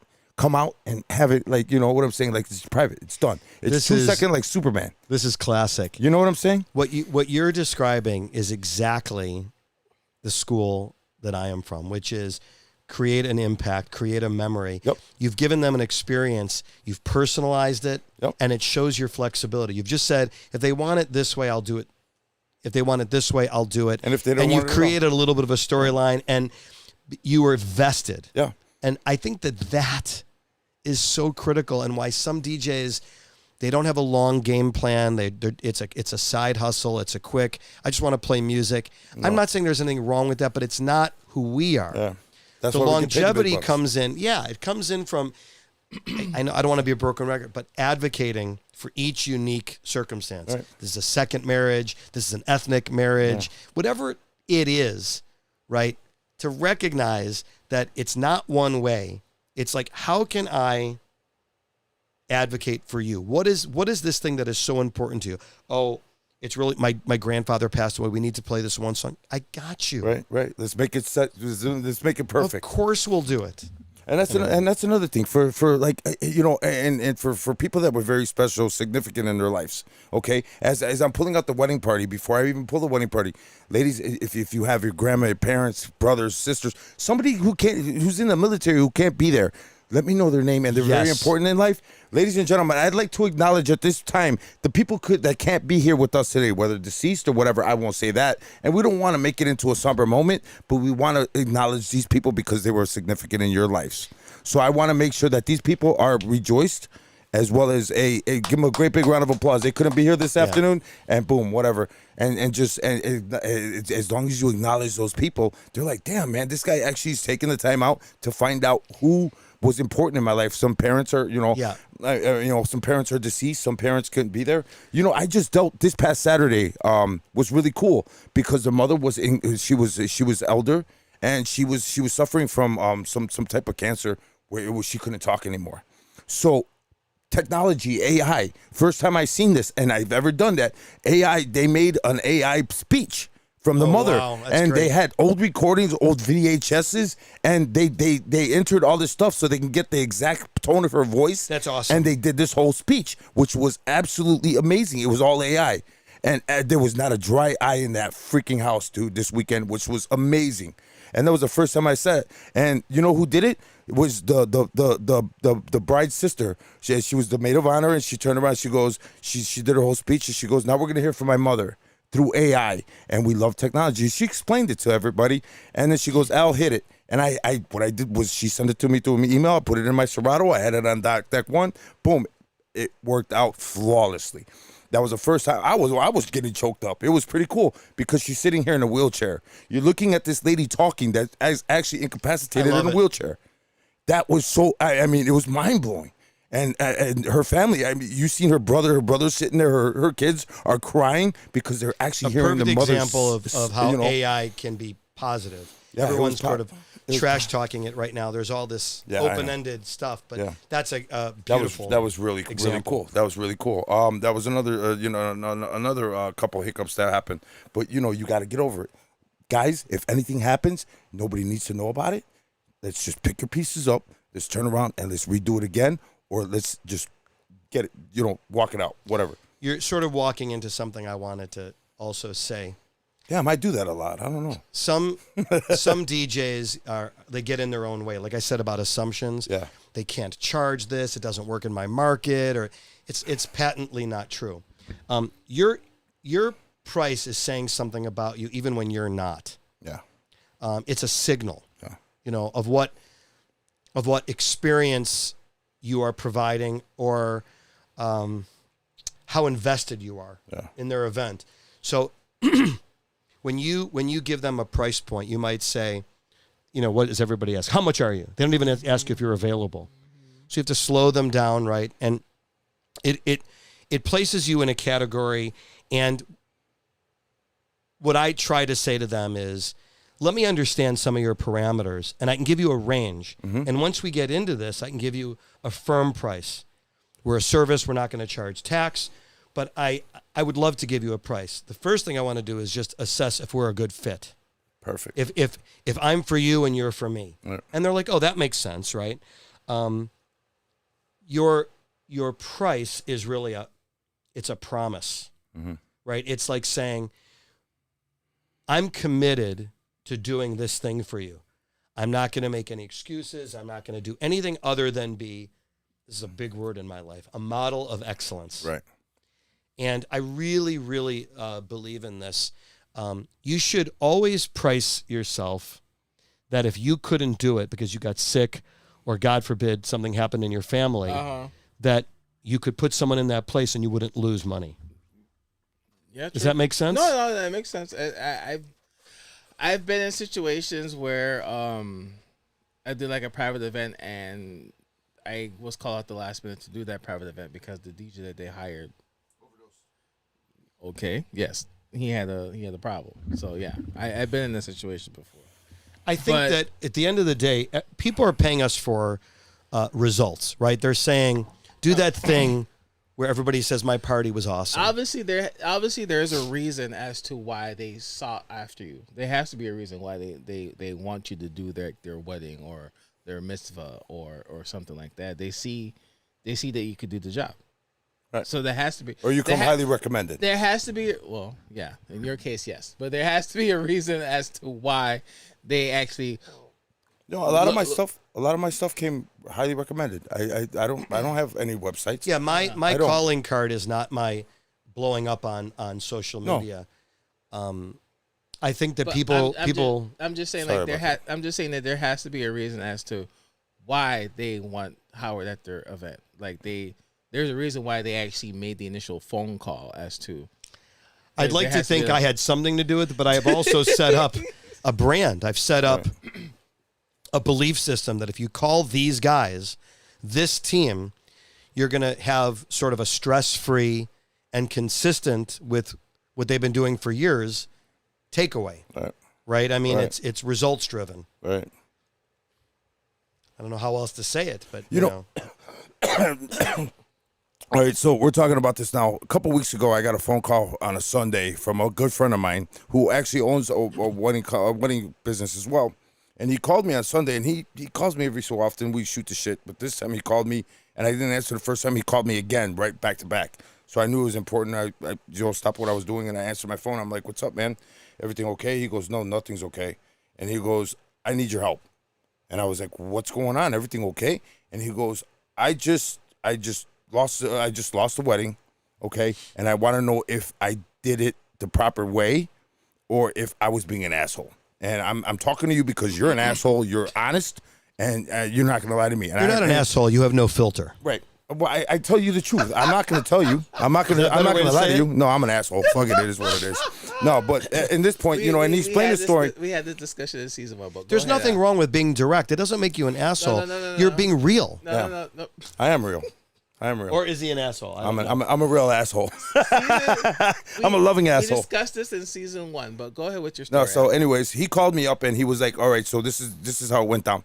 I've been trying to get a meeting with these clients for a couple months now." Yeah, he told me the story. And then on top of it, and it's for her daughter's quinceañera, which he got recommended through one of his good friends that they grew up together. They just weren't responsive to his "let's meet." Right. Well, when they finally had the chance to meet, because I forgot and blah blah blah blah, or I got tied up at work, which we all have gone through that. We're very understanding. I got it. So he was like, "Finally, we're gonna meet today at Starbucks," which was on a Sunday. She was supposed to be there at 7. Got there at 7:45. She was 45 minutes late. I still waited. She comes in and she's pissed off. The mother's pissed off. She brought the daughter with her and her husband with her. Now, we sat down. I emailed her the contract prior to all this, where she was supposed to sign the contract and give me the deposit. We were supposed to talk about stuff. And again, this is Starbucks. So he was like, "Okay, fine, no problem." I waited 45 minutes. I'm sitting there by myself. I don't drink Starbucks. I drink Dunkin'. So, I'm just sitting there drinking water while the employees are looking at me, just whatever. So it was kind of awkward. Finally, she walks in there. She's storming in there. Sorry, we're late, 45 minutes late. So she was like, yeah, we've been dress shopping, and it's just so aggravating. I can't find anything that fits her. She doesn't like anything. Just taking all this, just in a bad mood right off the bat. So she goes, okay, cool. She goes, I didn't get the chance to look at the contract yet. I'm going to do that right now. So he turns around. He goes, don't worry about it. I have a printed copy for you. Puts it in front of her, and she's sitting there reading, and she goes, and just like anybody, and I don't know if a DJ that doesn't, has that clause in there that says that if anything goes down, I feel threatened in any way, I can pack up and I can leave. If there's a fight, something happens, if I feel that my life is threatened or my equipment or my employees, I get up and leave. Okay? No questions asked. Or if anything gets damaged, she goes, I'm not signing that. And he goes, what do you mean? Why not? She was like, I'm not signing it. You're going to have to revise this contract. I'm not signing that contract because of what that says. Want to hear my response to that? What's that? At your event, are you having alcohol? Yes. Are you having children? Yes. This is going to protect both of us because if something happens to any of my equipment, like a mic drop, it's not my fault. I need you to accept responsibility for your guests. Right. So I'm with him. If they're not willing to work together towards a common good, we're not a good fit. So So she turns around and she goes, the reason why I'm telling you to take that off is because the last party we had, there was a fight between two cousins, and they were pretty fucked up, and they got really. Can you say red light? Yeah, and that's what I told him. I was like, bro, flag. that right there is a red flag. Red Right flag. there. I would have turned around and I would have been, ma'am, first of all, if there's a fight in this venue, in this hall, I don't care if it's a VFW or a beautiful place. It doesn't matter. That client or that establishment is not going to let that happen. They're going to call the cops. They're going to stop your party. And guess what? I'm not the one you have to worry about. It's the hall, because the hall, they don't want broken mirrors. They don't want anybody to get hurt. If it's a multi-venue, you got other quinceañeras or weddings in the other rooms. You think they want that to spill over and get into their event? And he did the right thing. So yeah, he was like, did I do the right thing? I walked away. And then on top of that, and he was like, I was like, okay, so what was the price? And he was like, because it was a friend of a friend, and he was asking me for a favor because they were kind of hurting for money, which I hear that a lot too. Oh, we're hurting for money, whatever. Yeah, but you just pulled in a BMW. And we call that champagne taste beer budget. Right, absolutely. Toyota with a Ferrari budget. I got it. I got you. But no, at that point, I was just like, I would have told her, regardless if you signed it or not, if there's a fight at your venue or at your party, I'm not the one you got to worry about. The hall's the one you're gonna have to worry about. So basically, the client didn't want to sign because it was based on a liability thing. Yeah, no. So she got mad. She was like, well, if there's an argument, if you hear somebody argue, if I give you an attitude, that means you can get up and leave. He was like, no, you're taking this out of context. If I feel that my life is threatened, she was like, so if somebody gets into a fight but they don't pull out a gun, are you still gonna leave? What? What kind of stupid question is that? I said right there, right off the bat, you did the right thing. You walked away. This was God telling you that this is not your fucking deal. That's it. Done deal. We are not for everybody. No. And you have to learn. It's a very mature outlook to say, we're not a good fit. I'm not going to be flexible on my appearance agreement. Right. It's been thoughtfully rewritten 17 times. Right. I paid a fortune by a lawyer. Yeah. If you want me to amend it, I'm willing to read your amendment, but I'm not changing my contract. And she'll say, we're talking to 3 other DJs. I said, so I'm not even your first choice. Do your other DJs have a certificate of insurance? Yeah. Are they going to advocate for you? Do you like their responsiveness? And they'll say, well, we really want to work with you, but we can't sign your contract. Thank you for your time. And that's what he did. But thank you for your time. We're just, it doesn't work for me. But I mean, this guy, I stopped and I was like, how much are you charging this lady? And he was like, bro, I dropped my shorts for her. I said, what did you do? And he goes, I offered her sparklers. I offered her the monogram, Dancing on the Clouds, and full DJ MC, everything for fucking $1,800. I was like, are you out of your fucking mind? Are you crazy? I was like, dude, that's pretty much a practically free event that you just gave her. $1,800 ain't shit, bro. I know guys that are charging $25 for a basic show. A good segue for us is this exact point. Damn, I do that a lot too. And I didn't even know I was doing that. Listen, one way to assess incoming calls is to say, is this a means or is this an ends? Is doing this going to forward my career? Is it challenging to me? Is it the right people in front of me? How many times have you been asked to do a gala, a fundraiser, a charity event? Oh, many times. I've flipped that whole script. I have a whole different. That's a whole discussion. That's actually a good question. I because sometimes I feel bad. If it's a charity for cancer or patients or kids or misericordia or something like that. Yeah, I'll toss in a couple hours for free. So here's a good way. I mean, again, these are longer discussions that we have time for. No, this is good because I want to know. Here's a simple one. When they start the conversation, I ask them to identify, where are you in the food chain? Are you a secretary? Are you a fact gatherer, Right. or are you part of the committee that's planning it? She might say, I'm one of 6. I say, I'm going to answer all your questions today, but for me to properly address this, I would like to have our next call with the entire committee. Right. I'd even like to consider joining the committee. Wow. Because I can do you right with all of my resources and my experience, but I need to hear a little bit more. Well, we just want you to MC and DJ this thing. Great. Do you have the sound system? Do you have the microphones?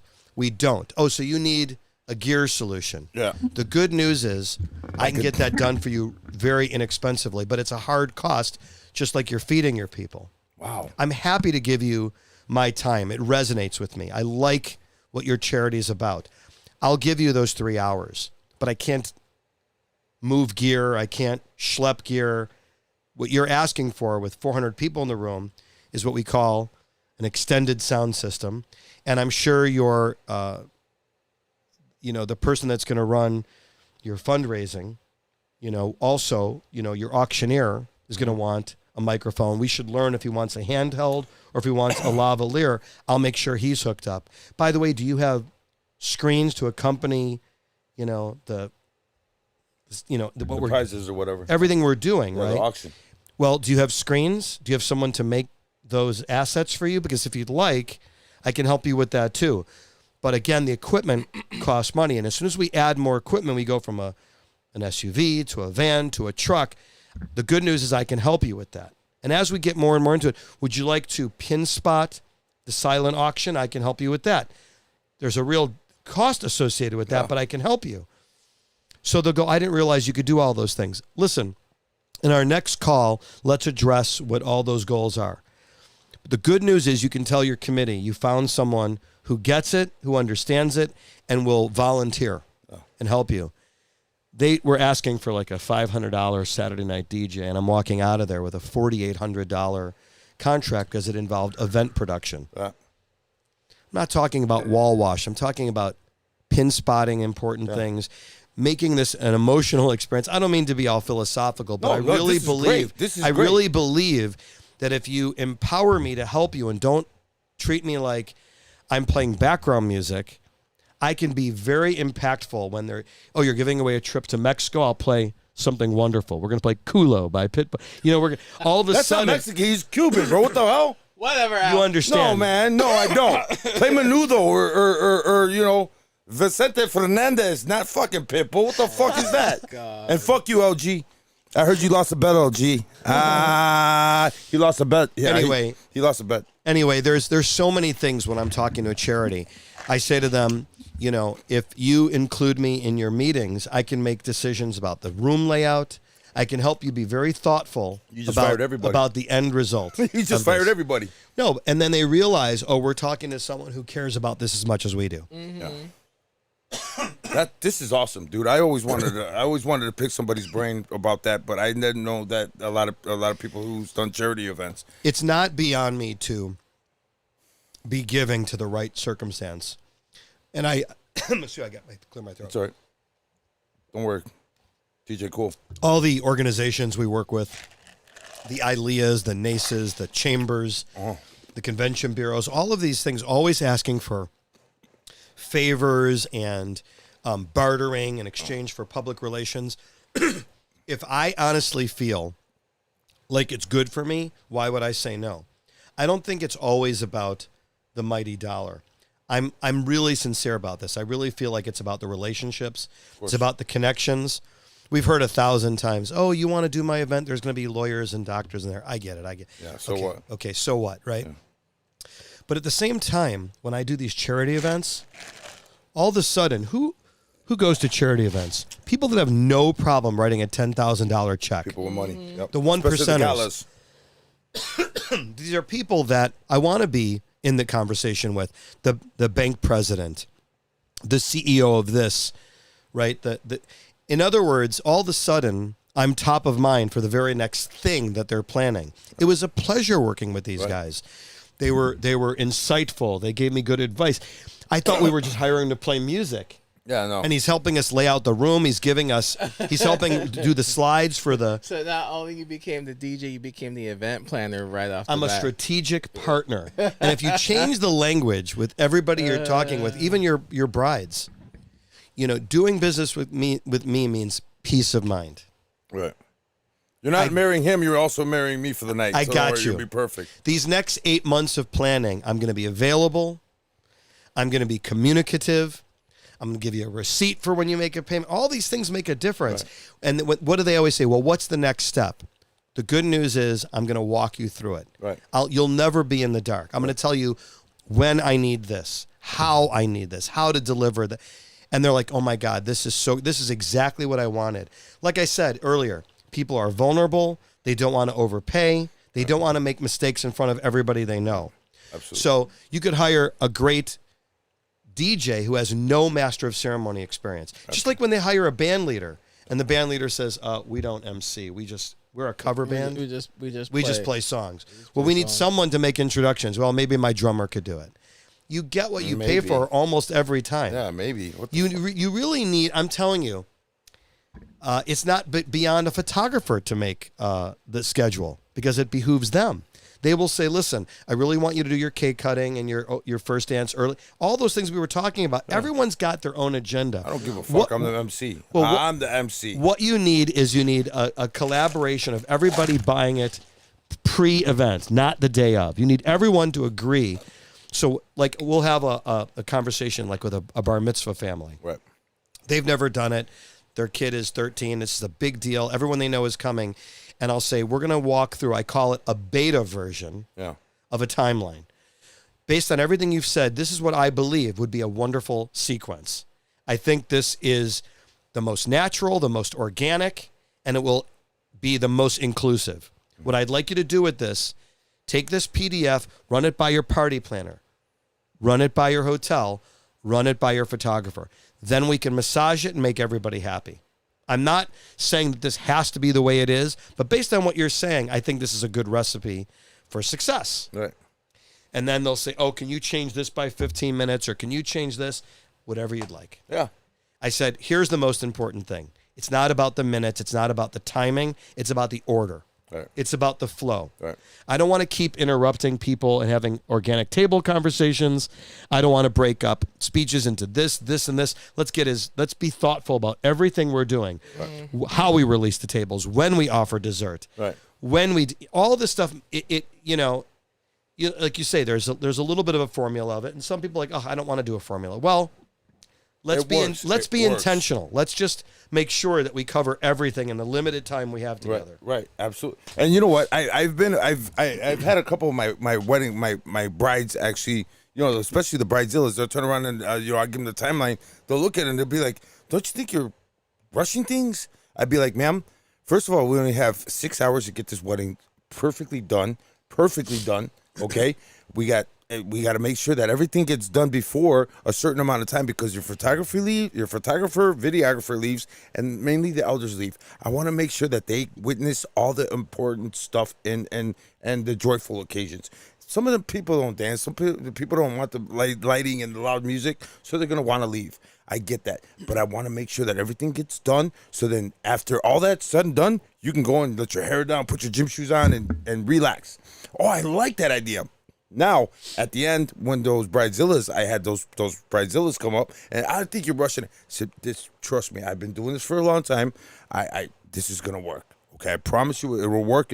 At the end of the thing, I'm getting tipped out extra because it worked on their benefit. Don't you love it? I love it. When they give you a gratuity before the evening starts, they have an envelope already pre-made for you. It's because you've set up. Yeah, you set it up already. They don't even need to. They don't need to see the product. You already gave them the product. Song 1 hasn't even come out, right. But they've bought into this advocacy. Saturdays, I wasn't even expecting a tip. And you know what? That's another thing. That's a great segue. How's your tippings been lately for weddings? I'm blessed. Okay. Well, I know you're. Yeah, I know you. We all know. We saw your car. We saw your suit. We get you. Okay. But I mean, I don't know. We actually talked about that. I was talking to a couple other DJs. I mean, we used to get tipped all the time. I don't expect it. I don't expect to get tipped. But it's a nice gesture, especially after all the work and stuff that you do, especially on some of the hookups. You know. I do believe that most people who do business with our team feel like we've gone above and beyond. And whenever that happens, you're right. People sort of feel like, I really would like to take care of them because I get it. They're being amazing, top to bottom. I use this word a lot. I as I said earlier, I call it a model of excellence. Mm-hmm. And I am so appreciative when it could be a bank teller, it could be the dry cleaner, it could be a waitress. When I see someone going out of their way, some people call it being extra. Yeah. But when I see someone that's nurturing the environment, anticipating, and really, it's so obvious that they're. Or how about when the waiter says, "May I take your drink order?" and you're in the middle of a conversation and is wise enough, he's astute and not coming back and interrupting you. Right. He's waiting and I hate it on the other hand when they come back 4 times. You're like, dude, we're in the middle of talking. Yeah. Don't rush us out of let us have a restaurant experience, right? So it goes both ways. Right. But when I see someone that is remarkable, I've actually hired people. The guy that served me at the Gap and said, you know what? I love how you just managed me. Do you work every weekend? Would you like an opportunity to get into the special events world? I'm telling you, when I see that kind of person, they're 1 in a million. It's riveting. Yeah, like I'm so aware and appreciative of it. It is a big reason why I enjoy working the ships. It was a great opportunity that came my way. And I've been on a couple of different brands right now, and I can talk about this if you want to. And we're definitely going to talk about that, but I feel like I'm talking to myself right now, man, because everything that you're saying, I believe in. I do the same. It's sincere. I can go to a restaurant, a hole in the wall. The food's mediocre, but just because that fucking owner's, hey, what's up? How you doing? How's the family? How's everything going? It makes me feel humble, or it makes me feel welcome, like family. Dude, I will give you all the money in the world for your mediocre food. It's consistent. Yeah. How you make people feel absolutely is a differentiator. Absolutely. And I treat everybody like you said, like the food could be a 7, but the dude waiting on us was a 10. I'm like, oh my God. Yeah. All day. Absolutely. And that's how I am. Right. Sometimes I'm tipping out the bartenders at these weddings. You know what I'm saying? Because they took care of me. Yes. I didn't ask them for shit, and they still bring me pop, and my food's right there in the DJ booth, and they don't have questions, nothing. Dude, I'll tip them out here. They look at you and they're going, this guy is working his tail off. Yeah. And they see, how many DJs do they see in the course of a month? A lot. Right. So they recognize excellence. Yeah. And so don't you think people in hospitality, aren't we the best tippers? We are. Yeah. Right. There's a reason. Because we know good, bad, and ugly. Yeah. Yeah. I mean, some of us. But, at the end of the day, it's a blessing. It's a blessing to actually do this for such a long time, to have the longevity. I love what I do. I like a challenge, but I don't like stress. Does that make sense? Yeah. If you can challenge it properly, you can mitigate. Right. Yeah, exactly. If you but I think that if you've done this long enough, we pack our bags the same way. Yep. We have extra cables. All these things are proactive. Yeah. and they are habits that we've learned over time, it's almost like a defense mechanism. I don't want to have to think. I know I have a couple of outfits that I can just throw on quickly that get me to where I got to go next. Mm-hmm. Like, I knew that wherever I was today, this was going to be fine. I know you said don't dress up, but I didn't have time to get out of this. I'm in my khaki, Yeah, but it makes sense for me. Let me share with you that if this is let me take you outside and show you the fucking Mercedes-Benz he's got outside. I'm not driving a Mercedes. What the hell? I'm sorry. Is that a Bugatti? No. It's so funny that you think that. But listen, dressing a certain way, you know what they say? They say your energy precedes you. Yeah. Do you know that if you are just 20% dapper, well-groomed, smelling good, looking the part, I am treated, I get privileges. I get opportunities. So I've been upgraded on the airplane. I've been upgraded at restaurants. When you carry yourself a certain way, doors open. Yeah. You're not an asshole. Right. Because some people, no, right. I want it, I demand it, I need it now. When you're more, more laid back and, hey, no problem, I understand. Hey, I'm in the same industry, I get it, no problem. And then when they do get that opportunity, you're gonna get the benefit of the doubt. What's the but? I want to hear. I'm gonna have to disagree because I get what you're saying, Howard. Like, but it's because you're black. Shut up. Because yeah, you should be able to dress a certain way if you get like these perks and stuff like that. But I'm taught from the old school. Don't judge a book by its cover. You could dress down to like maybe a simple white T-shirt and nice jeans and you're not wrong. And you could be like a billionaire of a tech company or something like that. You're not wrong. I just think that it's a series of little things. Oh, yeah. And if you know in advance that your energy precedes you, if you are confident, if you are consistent, and you are kind, opportunities happen. Yeah. It's the guys that are smug or the smartest guys in the room that lose more than they win. Right. Yeah, because they think they're too smart for school. Yeah. Right. Every day's a school. Every day's a learning experience. Every wedding's a learning experience. Literally. You could be at the same venue 20 times, bro, and every time it's going to be different. Different layouts, different ways you're going to walk in, different times, whatever. Different employees you're going to see. Treat everybody the same, man. Just treat everybody with respect. Right. You're gonna get the same as you put in. Mm-hmm. You're gonna be an asshole. You're gonna treat like an asshole. Well,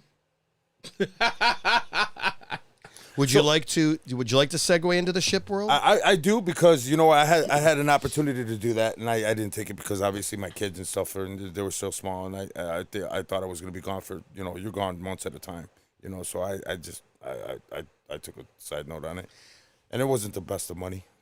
But you get free shipping. You're traveling on a ship, not a boat, cruise a ship. Cruise ship. Yeah, there was a lot of bullshit, a lot of God, man, those rule books are crazy, bro. That binder that they give you of rules. Yeah. Everyone's experience with this is unique. I was the right guy at the right time in the right circles that opened up a door and I'll call it networking. And I got my first taste of this. And it's true that if you are a family man and you're running a business, it could potentially be a conflict of interest. It doesn't pay the greatest and you are gone for extended times. Mm-hmm. They have really two sort of distinct roles. One is being part of the crew and having long contracts. And there's what I do, which is called, they bill it as visiting artist, and it's passenger status.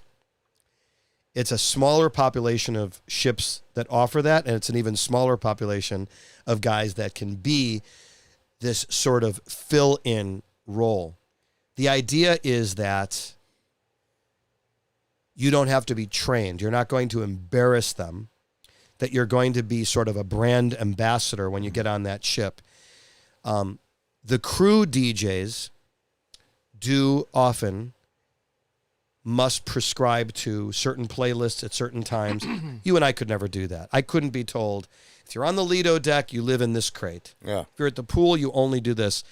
That would suck all of the joy out of entertainment for me. A glorified iPod. Yeah, exactly. I could never do that.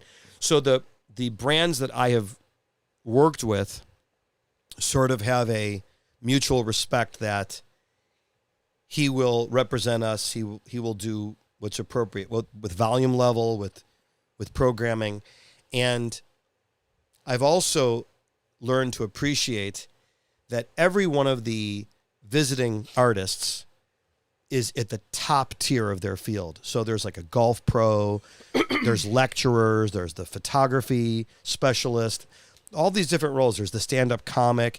They come on for short bursts, and they are a 10 or an 11. What do you mean by that? They are... Oh, status-wise?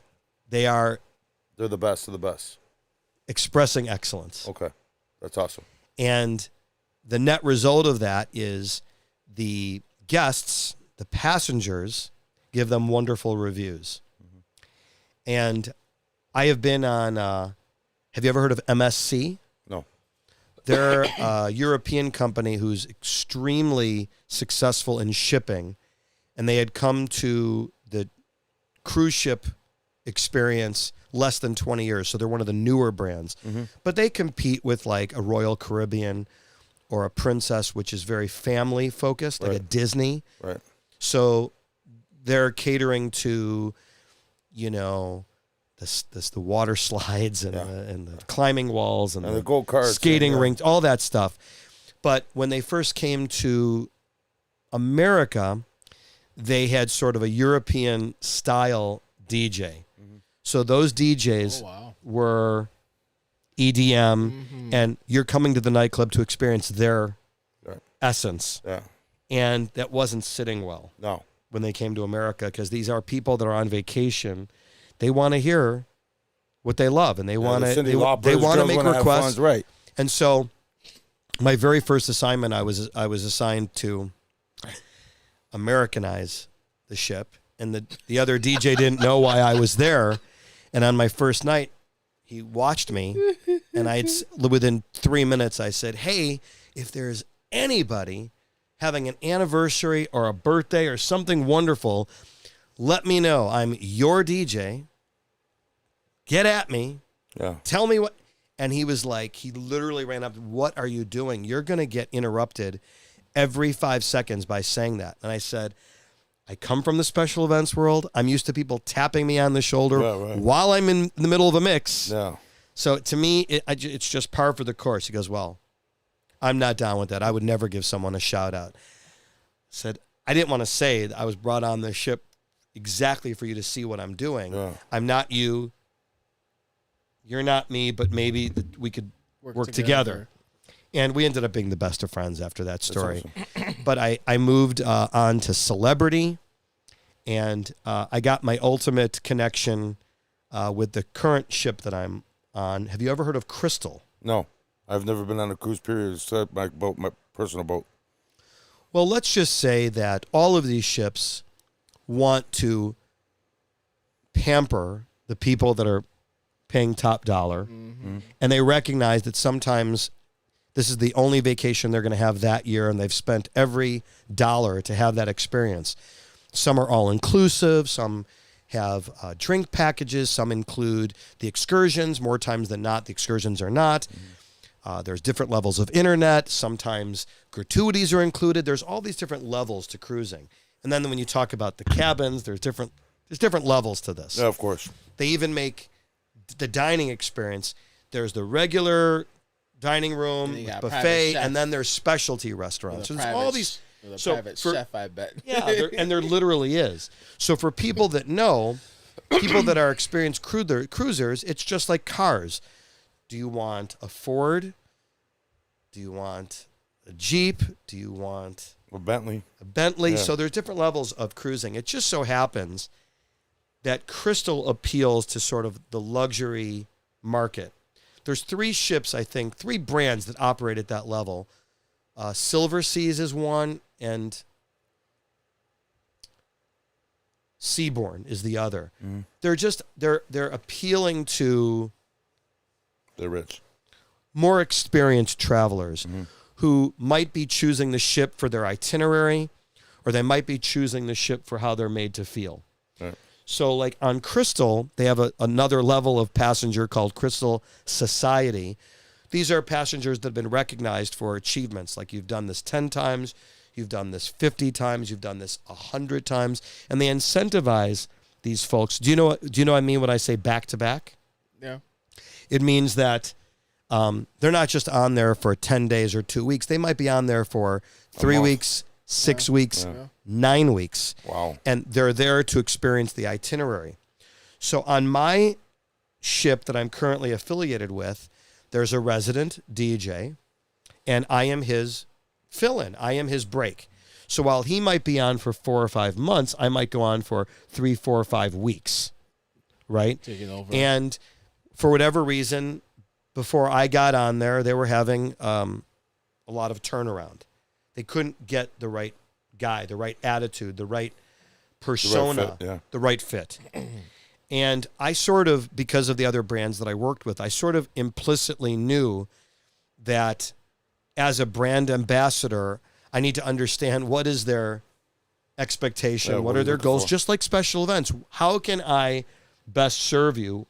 And I realized that a lot of my success is outside of the DJ booth. I'm always dressed dapper. I mean, this is who I am. Have you ever seen me not? No, right. So I'm not doing this Even for on you. Tuesday. I think you sleep in the suit. I think it comes with implicit opportunity, and it opens doors that maybe it wouldn't if I was in a t-shirt. Like I don't wear shorts and sandals on the ship. I just don't. I present myself a certain way, and I'm meeting people, I'm networking, and I end up, with friends all over the planet. I get people saying, if you're ever in Belgium, if you're ever in Sydney, mi casa su casa. Like people are so, they leave going, I know your name's not Top Dog. Tell me your real name. Yeah. Let's be friends on social media. Like it's so funny, but it's legitimate. Damn. My very first contract, you don't know this, but there's like a sort of a hierarchy. The captain of the ship is it. Yeah. Then there's what they call the hotel director. He's responsible for food and beverage and all the accommodations. Right. And then there's the entertainment director. Right. Well, I didn't know that these people are revered. Yeah. No, they're wearing the whites with the, they're like military. I mean, they're, and you don't, and people are scared to look at them. And I don't know this, so I'm like talking, hey, how are you? Yeah. Shaking, just being friendly. Yeah, normal. Well, the hotel director had come up to me. I was 4 days on the ship. I hadn't even been on there, and I didn't know who he was. Yeah. And he walked up to me and said, Howard, right? And I said, yes.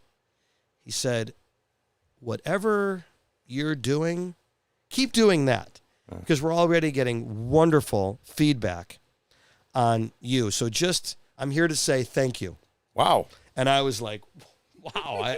I would later find out who he was. I was like, oh my God. So we would end up becoming buddies. Wow, that's awesome. And the same thing with the entertainment director. One day he tapped me on the shoulder and said, Howard, I'd like you to come into my office. And I was like, oh God, did I do something wrong? It was my first. No, it was quite the opposite. He said, again, really wonderful things coming our way about you. Yeah. And I want to know how we can encourage you to come back. What would it take for you to work with us more? How about more money? Better equipment. Don't put me ever on the sun deck. I wasn't critical. Instead, I said, I know you don't know what I do back home, but I have a special events business, and it's I have contracts that are deep into the calendar, and I must honor them. If you're willing to work with me and my body of work on land, I can intentionally not schedule myself for a block of time and come back. Yeah. And again, it's not always about the mighty dollar. No, I know. I think some of us would argue that our job has afforded us freedoms. And at the end of the story, that you can go to a Cubs game whenever you want, that you could go to your kid's recital, is pretty powerful. That you can, right? You're not beholden to a machine that you can't control. You control your so freedom is more important than money. Often. Of course, yeah. Well, I'm an empty nester. My kids are grown. I've got a thriving business that, because we're organized and thoughtful at every step of the way, how great is it? The real win, the real flex is that I can leave my business knowing that I can still be responsible and accountable at every level, that the people that I've surrounded myself care and they're honorable with their word and they do what they're supposed to do. So for me, yes, I do get to travel. I get to eat like a king. All these things are true. Sitting at the captain's chair. But the real win is that I have a business that I've built over many years. Yeah, still flourishing. That works. Yeah. Speaking of, it just dawned on me right now. Yeah. You actually trained Gabriel, DJ Real. Real is... He said it on the show. Real is... He's in a live stream, Let me tell you something. He is electric. That guy is amazing. He's one of the best MCs. So energetic, great-minded, great head on his shoulders, young. And, I mean, he's just, he's a fireball, man. I love working with Real. I love working, and I remember him talking, saying how much you brought him under your wing, just like you said. You know, we have a mutual respect, a mutual admiration for each other. Great guy, he will man. tell you, Great that brother. I gave him some opportunities and shed some light, but his light shines so bright. This is a guy that is so authentically awesome. Yeah. He is a triple threat because he cares. He is. He cares.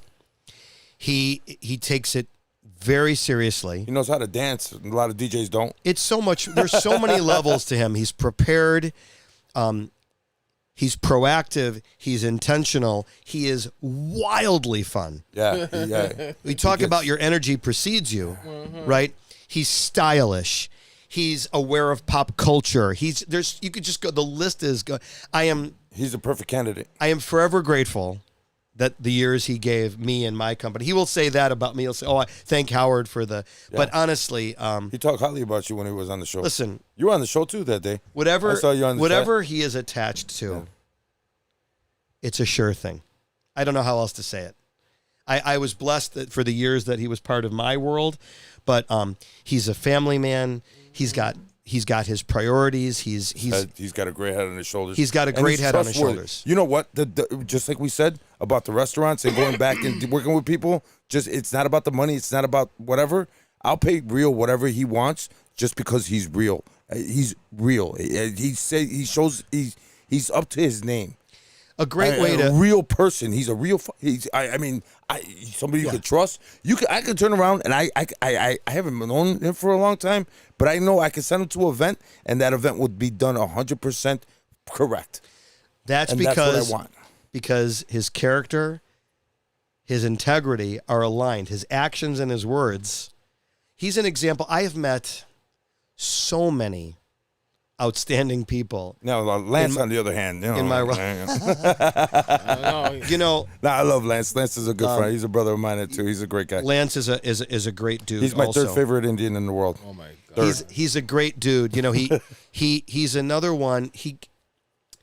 He's a guy that, while coming up, I'm going to be honest with you, he was shit on. There were a lot of people that gave him a lot of turbulence, a lot of hate for no reason. I know. And he's a great guy. He's an example of, he was hungry, he was astute, and he put in the work. So he came up faster than most DJs because he was hungry. Yep. He made connections, and he sniffed out who was who. Yep. And he's aligned himself with excellent people. Yep. And I have nothing but good to say about him. When I first met him, I thought he was a little fucking asshole, but then he just grew on me. I'm gonna be honest with you. I thought he was a little ornery. I don't know. There was something about Lance when I first met him. But defensive. Very defensive. Right, correct. Like this hard shell around him, and after you break him down, man, he's a great guy. He's a great brother. I'm a little upset that you were at the picnic and I wasn't. last week, but that's all right. At the barbecue at his house. Oh, yeah, Yeah, I yeah, saw yeah. the pictures. He fucked up. It was kind of a housewarming. Yeah, I don't care. Even worse, bro. Thanks, Lance. Most of those guys that were there were in my world. They were I know. Guys that I'm not moved gear one and- in your world. Wow. Okay. You know what I mean? I know. I'm fucking around. I know. Nah, these are great guys. Great guys. Beautiful souls. I mean, the great DJs. All the way Surround around. yourself with dope souls. Yeah, Rule and number one. That's what I do. That's what I do. That's what I do. That's what I try to do as much as I possibly can. You try. Well, you're not a dope soul? I am. Okay, then. I am. And then who the people that have either I have doubts or have crossed, I don't. You crossed me once and that's it. That's a you just screw the pooch. There's no reason for you to cross. There's no reason to cross me if I'm not going to do anything but help you. I'm here to help you. I'm not here to tell you what to do. If you're going to ask me for my help, I'm going to help you. That's what friends are for. You know, don't make me turn into Luther Vandross over here. I was going to say the. You know? That's what friends are for. Well, John Warwick. Yeah, Dan Warwick. Sorry, Luther Vandross. No, he actually he did a remand from that. But you know what I'm talking about. He did. Yeah, he did. It was a live Yeah, version. yeah. Let's try. And he's a brother. You don't know that. But so I mean, again, I've heard nothing bad about you. My heart. I've heard nothing bad about you. I don't burn bridges. I like to think I give everybody a space. I give everybody kind of like what you said. I just phrase it differently. That I think everybody wants to shine. I think everybody wants to do their best. The people that are bluntly selfish, bluntly egotistical, yeah, I don't want to be around that energy any more than you do. But if people are coachable, if people are hungry, and people are consistent, it makes a world of difference. Right. I have had people say to me, I will address them being tardy. And I will say, you know, what's this whole being late thing? And they'll say, oh, that's just who I am. That's just what I do. And I say, no, I think this is an interesting analogy. Yeah, it is, because I want to hear this, because, you know, someone in this room. Dude, listen, bro. I don't know how many fucking times I got to tell you. I have a mental clock that I want to be there. Okay, the event starts at 5. I want to be there at least by 3 o'clock per se, right? And because I'm 15 minutes late, I get hard on myself because I want to be there at my mental clock, so just in case anything happens. But I only have like an hour set up. You know what I'm saying? To set up and make sure I know exactly what I'm doing. I've been at this place before. I know how to get in quick. You're feeling that What? he burned you in some way. No, it's not that. It's not that. No. It's not that, Howard. It's like he never burnt. Now you're making me think. I never burned you, bro. Go ahead, think real hard. My point is this. My point is this. I never. You asked me for help, and I got your back. No, You no, said no. and I didn't even know you. What like I'm that, trying to say is that Howard's like Al likes to put himself. What? Let me take that back. He just said it himself. He's hard on himself. But the thing is, though, he wouldn't be. In my opinion, I don't think he wouldn't be hard on himself if he actually gave himself some time to get things done. That's just my opinion. But Al just said that There are some people that thrive under pressure, or they put themselves in. Put your hand out. They put themselves in maybe unnecessary duress because they know they can excel in it. But let me speak to that. I'm going to give you a sports analogy. Some people are golfers, and some people are basketball players. Basketball players have that mantra, like football. I'm part of a team. Everybody has a role. It takes a village. Yeah. To get to the championship, we all have to define our role and our contribution. There's no I in team, right? Okay? Golfers don't have that. Golfers are incredibly focused on themselves and all the micro movements, the stroke and the it's a very different headspace. We use tennis too. What is it? Tennis. Yes, There's it's the same. So players. I really believe that when people say I'm just a late person, I think it's a cop-out. I think that at the end of the day, this is just me speaking, I think it's disrespectful to the team. Right. I think that showing up early shows a accountability and allows you. I know for me, I'm a whole different person. Anybody that's ever worked with me knows if I'm set up early and I'm laughing and I'm telling jokes and I'm being goofy, It's because I'm relaxed and I'm comfortable. It also allows me to not show the front-facing guests or client or my peers that I'm relaxed and I'm not sweating about gear or problems. And all that was handled earlier than at the last minute. I'm a whole different guy before I set up or before I perform if everything's taken care of. Yeah. Properly. Right? Properly. Right. So I just think that I try to address it early and I say, hey, the last 2 events, the other people on the team said you were running late. And they'll, to typical. I didn't know which door to enter, front door, kitchen, loading dock. Yeah. I didn't know I didn't know I had to deal with parking, whatever it is. My wife this, my kid that. My dog died. Life happens. But I think that the story you tell yourself is who you are. Yeah. It's all about hospitality to me. If you say, I am committing to this promise that I made, I'm going to be the guy that no one worries about.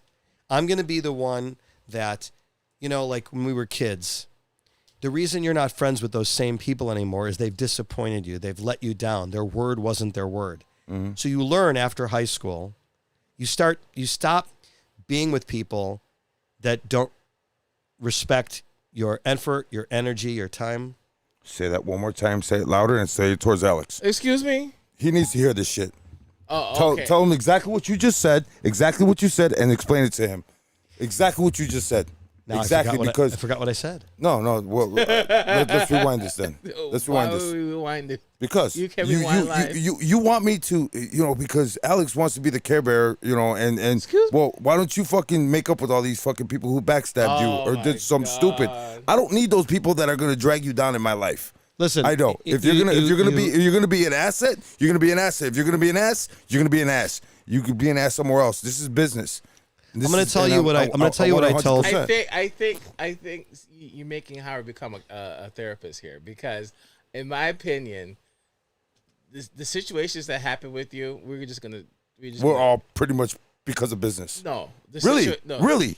Okay, it was okay. All because right. they got jealous and they wanted me to put me in, coach. Fuck you, you're not ready. You're gonna get mad at me because you're gonna take work over a friendship. Go fuck yourself. I get it. It was business, but what did I say? What did I say when those incidents happened? Make up with them, bro. It's not that bad, bro. You didn't listen. Oh, I didn't. Okay. No, cool. because all I said that all this could have been avoided if it was just easily communication. That's all. Towards who? Between the parties I don't that have you to had an explain issue anything with when you're gonna sit there and bash me and talk shit about me because I don't want to put you in. I just think communication is key. All I said was if you just simply communicated as to what happened, I think you would have a conversation. I already communicated with these people and they backstabbed me. So what do you want me to do? Prime example, when we had a guest that we had on the show recently. Okay. And all I said was it was just a simple simple communication and talk, probably would have found out what happened. Not everything deserves your attention, and not every battle has to be won. You could let people fall by their own sword. No, you know what? I give people the benefit of the doubt the majority of the time, and I don't. And people, a lot of people, from what I hear, are scared of me because I'm blunt. I'm blunt, and I'm going to tell you how it is. And a lot of people can't take that. They can't. I'm going to be honest with you. I'd rather keep your friendship and be honest with you than to lie to you in your face and tell you there's something you can't do. I want to tell you what I think. I think it's admirable. I think that being direct avoids misunderstanding. Absolutely. And you're setting the expectations early. I'm not a bullshitter. Yeah. I'm the real deal. I have standards. I have accountability. If you disappoint over and over, we can't be together. We can't, it's a marriage, bro. Your circle should cheer for you. Your circle should raise you up. Right. What's that expression people say, I'm not in competition with you. I want you to win too. Let's all win. And that's how it should be. But there are some people that get in their own way. Yep. They find excuses for everything. It's always the other person's fault. I call it victimitis. Victimitis. Yeah. Yeah. Yeah, well, unfortunately, some people. I call it victim blaming, but go ahead. What's up, Victor? What's going on, bro? Sorry about that, man. This is deep conversation. Actually, I'm not saying hi to anybody in the chat because this guy. I mean, first of all, he's a master at his class. I was gonna say he's been doing this for a long time. I was gonna say, when are you gonna be teaching this master class, Howard? You're very kind. I want to thank you again for having me on here. No, this is Howard. I asked Alice how pissed off I was after we started that conversation over at the Tiki Bar, and hey, where was that? Upset. I was pissed because you spit out some knowledge, and I love the fact that we think I almost identical. What I've been saying to you, you're like, yeah. exactly. Listen, our paths might not be the same, but like I said, if you do enough of the right things, you start attracting the right people, right? And people at the top, right, collaborate. Right, we're all helping each other. It's only people at the bottom that are just shit talking and gatekeeping and all those things For that what? are. It's the amateur hour. For what? For what? I think you would agree with. No, I think you would agree with true. me. It's facts. I think you would agree with me. It's facts. I could share every one of my secret sauces. They're not me, Yeah. right? I mean, They're you. They're not anybody else. What works for me might not work for you. that's right. But you should take what I say, or actually take it and try it out and make it into your own. Incorporate whatever works for you. When my son was growing up, I would say to him, add value wherever you go. Mm-hmm. He was like, what does that even mean? When you leave somewhere, the space should be better for it. Absolutely. Even the gas station you walk into. Yeah. Be what do they say? Be kind is the new cool. Be someone that's not a troublemaker. Be someone that is not leading with ego. It's unattractive. Right. It just is. Be helpful. When I was a baseball coach for years. Some of the happiest years of my life was nice. my son Being baseball. growing up and playing Little League. And, there was a boy on the team who was an excellent fastball. He had a great pitch, but he was uncoachable. Yeah, because he knew everything. He was a brat and he knew it all. I mean, wow. so, I would play other people and my son would say, I don't get it. If you take him out of the game, we're going to lose. No, I'd rather lose than It's not about that. Right. He needs to learn that there's authority, there's a vision, there's direction, And there's other people on the fucking and there's team. other people on the team. Right. Sportsmanship. And if you don't behave a certain way, I wouldn't say this to a kid now, but it's cancerous. If I let you talk to the coaches that way and you sass and you have a tantrum, That's a reflection on you. it would make everybody else do this. I can get my way if I misbehave. No. You get your way by being disciplined, Right. being attentive, and again, what I call being coachable. Being a team player. Yeah. And just because it's not your job doesn't mean that you're not a part of that team. Yeah. You become a part of that team and figure shit out. There was times at Adobe when we got so busy. I was there to DJ, and we got so busy that I was sitting there helping bar back tables, setting people, making sure that everything was good. Because nobody was paying attention, but we had lines of people wrapped around the corner. And you know what? You can ask any manager that worked there. I did at Park Tavern. I do it everywhere. Anywhere I go, just because I'm a DJ doesn't mean shit. I'm here. We're here as a team. We got to work as a team. And there's so many people here that nobody's going to be paying attention to the music, but the service is key to me. Service is everything. You see somebody, you greet them. Hey, how you doing? Even though I am not a server nor a barback or anything. I'll make you laugh. I'm so used to saying hello to everybody that walks in front of me from the ship that when I get home, I have to remember I'm in Trader Joe's going, how are you doing? Yeah, yeah, same thing with me, man. Who's this weird guy saying hello to everybody? No, I'm like, but it's great, man. It's great. Actually, it's especially this day and age because everybody's so balled up that nobody wants to talk to anybody anymore. And that's the problem with it. Everybody's all engrossed in their phones or communication is key to everybody. Saying hi to somebody can make their day. Maybe they're because they're so fucking secluded, maybe they don't get to talk to somebody. I think that you never know how small a gesture could actually change someone's day. Absolutely. Someone's attitude. Yeah. Absolutely. And attitude. Absolutely. It's the truth. And I listen, I'm not saying this works for everybody. I just know what's worked for me. And it works for me. Yeah. It works for me. I'm not going to lie to you because if it works for you, it works for me. I do the same goddamn thing. I'm not going to lie to you. Yeah. I walk past. There's a guy. I'm sorry, but there's a guy who walks in front of my house every fucking day, back and forth. He's a little slow. I mean, you know what I'm saying? And he always walks around with headphones. Yeah. And I mean, this, you know, every morning he walks by, even though he's not paying attention to me. Hey, I wave. Hey, how you doing? Good morning. How are you? What's up? I go outside and pick my mail, and he doesn't say a word to me. I'm waiting for that day for him to speak. I don't even know if he can speak, but you can tell, you know. But I just want to let him know, hey, I see you. You're acknowledged. You're a human being just like the rest of us, and I'm not going to treat you any different. How you doing? Good morning. I remember when my kid had left grammar school and got into middle school. Yeah. And he saw the one deaf kid sitting by himself. And my son befriended that little boy and invited him to the popular table. And that kid would call my son his best friend for the next bunch of years leading into high school. Mm-hmm. And I remember I was at one of my son's award ceremonies, and he was, what do you call the guys? The ushers. Yeah. And he came up to my son, he's not very talkative, Right. and they hugged each other. And I said, is that the same? He said, that's the same kid from 6th grade. I said, I'm so proud of you. The smallest little thing that you did, this boy believes you're his best friend. You know, you don't know it, but you know, he said, no, I do know it. And he says, I feel really good about that.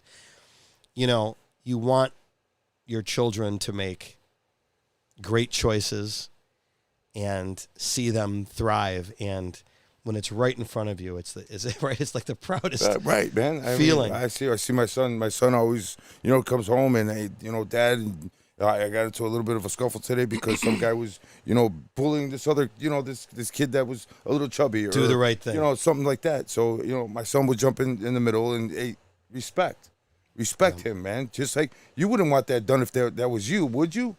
Put yourself in his shoes. I was like, damn, son, it's my boy. That's right. I got you, bro. I hear you, because what we teach goes down. He has a cat, so don't worry about it. He can't teach a cat. I have no pets. He's a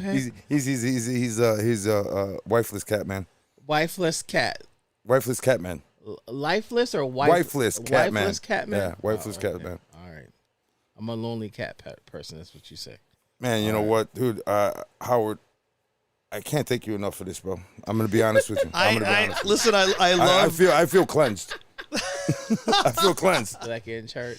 No. I was very flattered that you invited me here, and I don't know if I can move the dial for anybody out there, but it was really a pleasure getting to know you and sharing. I loved every minute of this. Man, we can still go, man. But I know it's like almost 10:30. Before we get out of here, Howard, and as tired as I was, man, I was like, oh man, this is gonna be a great show. So I wanted to make sure. And you're successful. You're a very successful guy. I mean, you're a great guy to talk to. I've seen your proteges, your work. Your work speaks for itself. The guys who talk about you out there are some of the top-notch guys in the industry right now. Thank you. All I hear is Howard. I don't know what to say. Top dog. Thank you. So I mean, no, it's you speak for yourself, man. Thank you, brother. You know what I'm saying? Before we get out of here, Howard, we always ask our guest DJs a series of questions before you leave. I'll do my best to be succinct. Succinct. Stop using them damn words, man. Siri, what's succinct? No, I'm joking. So you started this life of DJing because you like to entertain. I'm a pleaser. You're a pleaser. You're always on the go. So, I just think I'm gonna ask, like, growing up, who were you influencing in the? I'm a product of the '70s. I mean, they weren't DJs when we were kids. No, we weren't. It was Muhammad Ali, Bruce Lee, Evel Knievel. Ooh, evil what? No. What about? Come on, you forgot Batman and Robin? Of course. Come on, man. And now we're talking back in the day. I mean, Boof, bam, biff. Remember that? I'm grateful to the one DJ that saw in me potential and trusted me to go out and represent him, and it would become much more than a career. It would become a calling. That was 1987, correct? No, that was 1983. 1983 is when I started. Wow, my friend. Wow. 41 years. I was a rugrat. I didn't know what I was doing. Well, obviously, you did it somehow because look where you're at, man. You know, if you make enough mistakes and you're resilient, anything is possible. If you keep bouncing back. I must be made out of rubber then. There you go. All right, what's your next question? They got my checks, aren't? What? Okay. What? What is your favorite genre of music to play? That's a good question. That's really good. You know, it really, I think it depends on the day and the mood and who's in front of me. I'm guessing some Metallica, Stevie Ray Vaughan, some Madonna once in a while. I'll tell you what I've been playing a lot. I've been doing a lot of, because I was on the ship, these poolside sets. I love alternative versions, acoustic versions, tropical house versions. Okay. I really like when someone goes, I know that song. Oh my God, that's a cover of X. Yeah. That's an amazing version of Y. I play Wish You Were Here by Alpha Bondi. It is a reggae version of Pink Floyd, and it makes every time I play people go, wow. What is that? Yeah. That's an example of being a head turner. Cool. Yeah. A little unpredictable, a little to the left, and people going, oh my God, I dig that. Yeah. When they could turn around and they hear it, it's kind of like these saxophone covers that I do. People be like, hey, that's a Katy Perry song. I'll be like, yeah, but it's saxophone. It's nice, elegant, but it's still. I have a sax version of Leo Sayers' More Than I Can Say. Oh, wow. And people are like, wow. Yeah, that's old school. Yeah, head turners. Yeah. Oh, shit. I would have been like, what the? Oh, my God. That sounds so funny. You want to hear one of my secret go-tos? What's that? Rise by Herb Alpert. Biggie, biggie, biggie, can't you see? Yeah. That's the sample. You never heard of it? I probably Can you call it up or no? For those of you out there in music land. Yeah. I mean, I'm getting into a lot of those covers. Like Mardi Gras was actually by Cool J. You know, Mardi Gras, you know, right? Yep. Yeah, Mardi Gras was done by a fucking quartet or a band, a complete 12. There's a lot of sleepers out there. Yeah, that if you go to the source, people are like, I know this. Yeah, I know that, bro. Wow, that's the shit. Go ahead. It's gonna be a little bit of a discussion, but why do you prefer the private events over like the bars? And it's the most rewarding. The nightclubs and the pubs for me, in my limited experience when I was a much younger man, they are almost abusive to the talent. They treat us like barbacks. If you ask too many questions, if you have anything to say about yourself, they basically come at you with, you're a dime a dozen, I can replace you tomorrow. And it is not equal footing to be talent and to be treated like you're a jukebox. Yeah. I think that the right manager, the right bar owner does come at their DJ with, you are bringing a lot to the table. People are staying longer because of you. People are spending more money on liquor because of you. You are invited back, and at the appropriate time we can talk about paying you more. Those guys are 1 in 40. They don't exist, but when they do exist, you become loyal. And you know, every one of these pubs, clubs, bars has its season. Yep. You served them, they served you, and it's time to move on. Yep. Special events, you are, every single time that you are performing in front of an audience, you are doing an actual commercial for your next opportunity. People will say, that was different, that was better. How do I get, you don't have to be a card whore and have your logo here, your name here, people know the difference. When they experience excellence, they remember. I'm not that guy that leaves that table, the cards at the table all the time. I don't like that. You know what I hate? My laptop doesn't even have my name on it, bro. Let alone anything else. If you are phenomenal, people will say, I want that DJ Absolutely. Okay. Absolutely. You know what I hate? Like back in the day when DJs would do like private events, they would always have like their company name on the table. You hate it or don't hate it? I hate it. when they had like the It's table. tacky. It is Well, tacky. Like when they had like Well, the name of the company like hold on, across hold on. the table. Hold on, let's go backward like a for a banner. second. If you are not paying me what I asked for, and you're asking me to do this at a discount, it's a promotional opportunity. Why would I not have my logo on the screen or on my facade or put my cards at the table? Because you told me up front this was an opportunity for me to grow my brand, but that being part of this would help me in my business. So yeah, I don't have a problem with putting my logo out at events. Well, Not at a private party. At a wedding is different. yeah, but there are. private I'm doing that's what I'm things. talking about, private I'm parties, doing like- things for the park district, for the library, for the fire department. No, that's different. But I'm talking about like Why weddings and mitzvahs and stuff like that. Yeah. Well, the bigger picture is that live inappropriate, Right. exceed expectations, and it will come back at you. Right. Next question. Yeah. You're at a restaurant, and if you had the chance to sit down and talk with another entertainer, living or dead, who would it be? Oh my gosh. Don't look at me, bro. That's a good Elvis, maybe. You want to hear a scene from a movie that made me cry? Uh-oh. Don't do that. I think it was the movie was called Yesterday. It follows a young Indian musician. At the beginning of the movie, he can't get a break. He's getting fired from clubs and this and that. And he's in a bicycle accident. Oh, wow. He wakes up, and the entire world has never heard of the Beatles. What? The entire movie is based on, it's a backhanded compliment to how amazing their musicianship, their songwriting, and their performance was. And he is playing Beatles songs, and people are going, Who's that? did you write that? Oh my, that's amazing. Yeah. Yesterday, Yeah. something. Yeah. And everyone's like, that is the most amazing thing. There's a beautiful scene where he's saying to his parents, let me play the song for you. And they keep interrupting him. And it's like, would you interrupt, Michelangelo doing the Sistine Chapel? Let me get through the song. Yeah. Like, typical. It's hilarious. But the song, the moment in the movie that made me cry was I won't walk you through.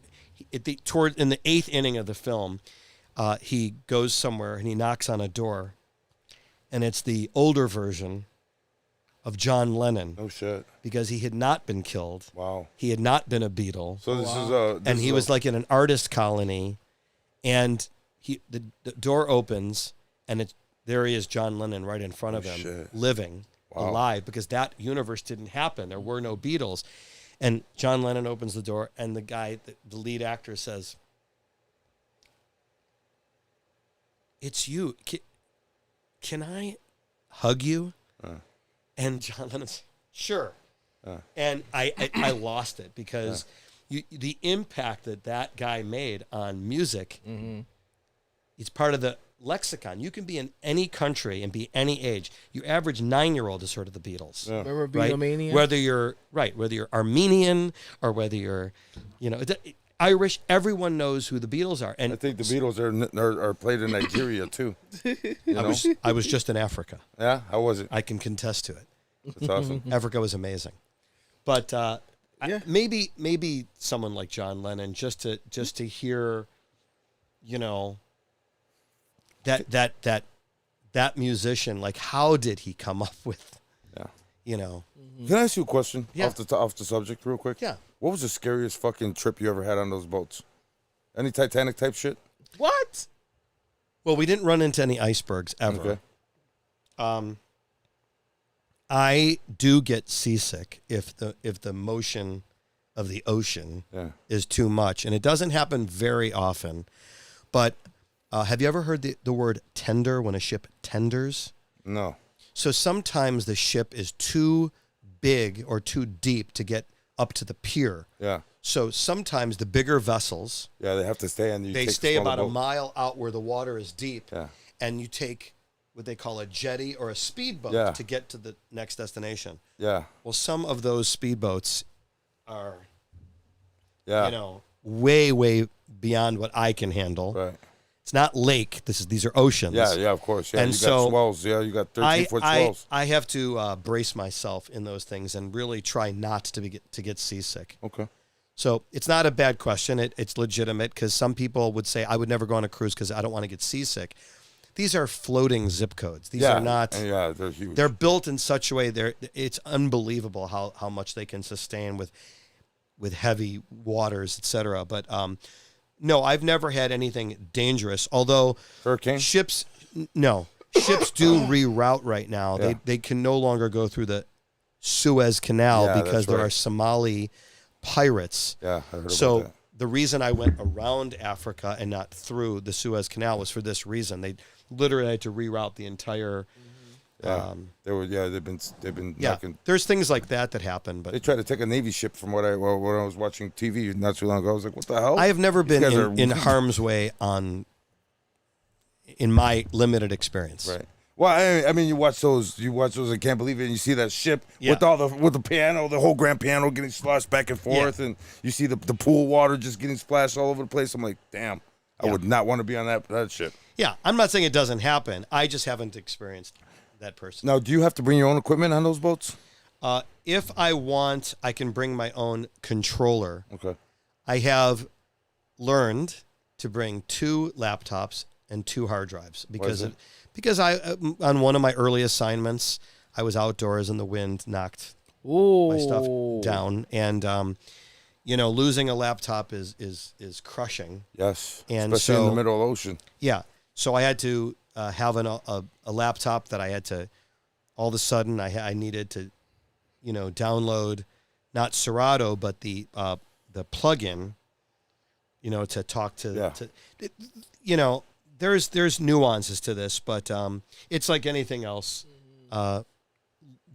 Look out for yourself. Have extra adapters, cables. Yeah, well, I had the reason why I asked. I had a buddy of mine actually years ago who actually DJ'd at outside of Disney all day, and his laptop was trashed. So, sun discolored, just absolutely disgusting. Advice to everybody out there: if you're ever doing an outdoor event, where should I look? Over here? Yeah. I haven't looked at the camera once. I'm sorry. No, people. you're fine. If you're asked to do an outdoor event, explicitly, not implicitly, you have to advocate and say, I cannot perform under direct sunlight. It's not about the rain or the wind. It's about direct sunlight. I require canopy cover in some way, a pop-up tent, but I cannot be under direct sunlight. If my equipment overheats, it's a problem for you. It's a problem for me. And the truth is I'm reading off of a screen, right? So I can't be under direct sunlight. If you say it up front and you put it on them, now they might say, well, I can't provide that. I'm happy to be a problem solver. Yeah. There's a fee associated with that. Of course. I can't put a gasoline generator in my car, so I have to rent the appropriate vehicle to move the This is a big expense. If you can put it together, it's on you. But if you're asking me to do one more thing, there's a cost associated with it. Yeah, they gotta pay that cost. Go ahead. I'll let you. That's awesome. Thank you. You kind of answered the question. What is your pet peeve as an entertainer?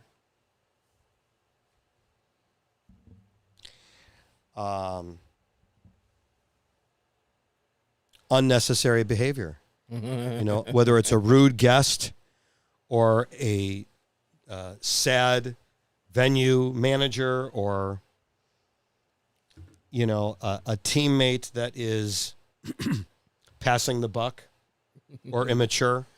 I think just the quick answer is a bad attitude. Bad attitude. Okay. How's that? No, that's fine. What is your worst fear as a DJ/entertainer?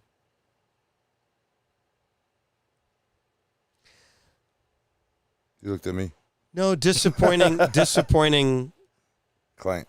someone in the chain. I take it very personal. I don't want to forget a name, not have a song, just forget something. I take it very seriously. I really, really attempt to take excellent notes to avoid disappointing. It hits me hard at a guttural level. I can't explain it. It's sort of an Achilles heel. Okay. God damn it. What?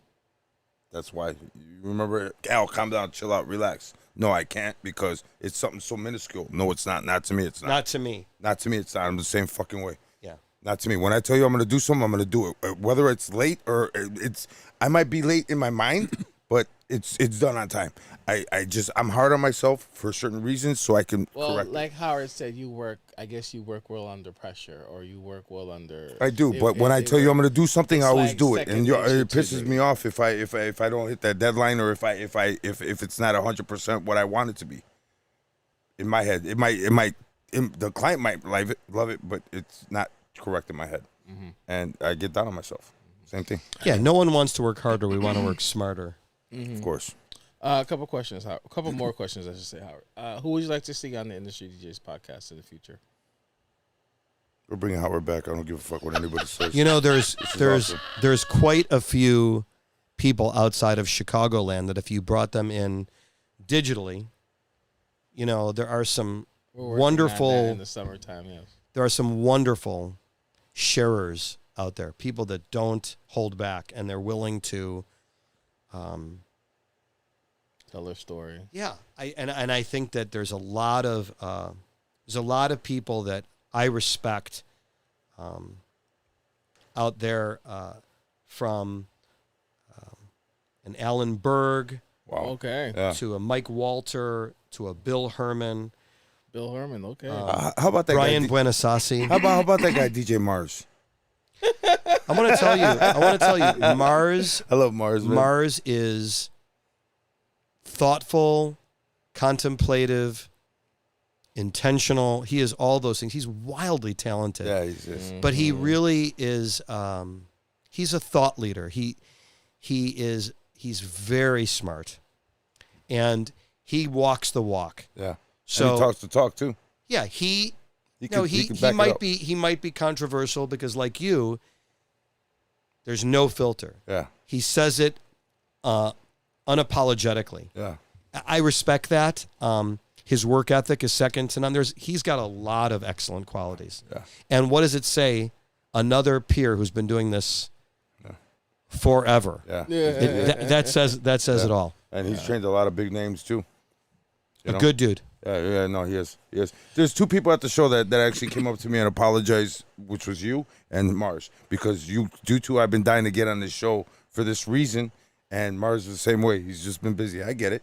And when I was at the Marquee show, he show, will give you lots of nuggets. He is an example of a sharer. Oh yeah. He was on the show. The first time I actually met him is because KC brought him on the show. He brought him as one of just as a guest with him. You know, and we were talking about the Marquee show.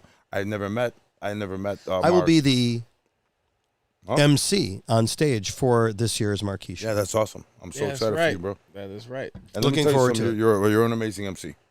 I've seen you work. Thank you. I've seen you work. I'll take it. Yep. You'll take it. I appreciate that. You'll take it. I mean, don't look at his work, but look at the people he's taught, and look at where they're at. I don't view myself as a teacher. Well, I don't think I'm like the greatest at any of these pursuits. Now, I'm not the greatest businessman. I'm not the greatest MC. You don't think so, but other people do. But it's what I'm doing is working, and the phones are ringing. So, you're doing something right. Something I don't know, but something. Obviously, there's a formula to why the phones are ringing, Howard. Like, I don't know. I know you can't really explain it, but there has to be like. He just said it throughout the last almost 3 hours that we've been here. I come at this from a hospitality perspective. I believe I am of service. I am grateful for the opportunity they're giving me. I want to shine for them because they trusted me. Yeah. Boom, perfect. Exactly how I feel. You gave me that contract. I'm going to make that contract fulfill it, whether it's mine or not. Whatever it takes. Yep. Last question. Yeah. Any advice to upcoming DJs or entertainers?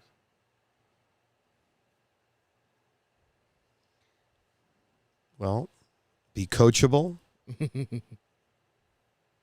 be kind, be consistent. And I think, again and again, people will talk about practicing and saving up for the best gear. No. I think those are givens. I think that be a good human, and everything is a subset after that, I don't know what else to say except,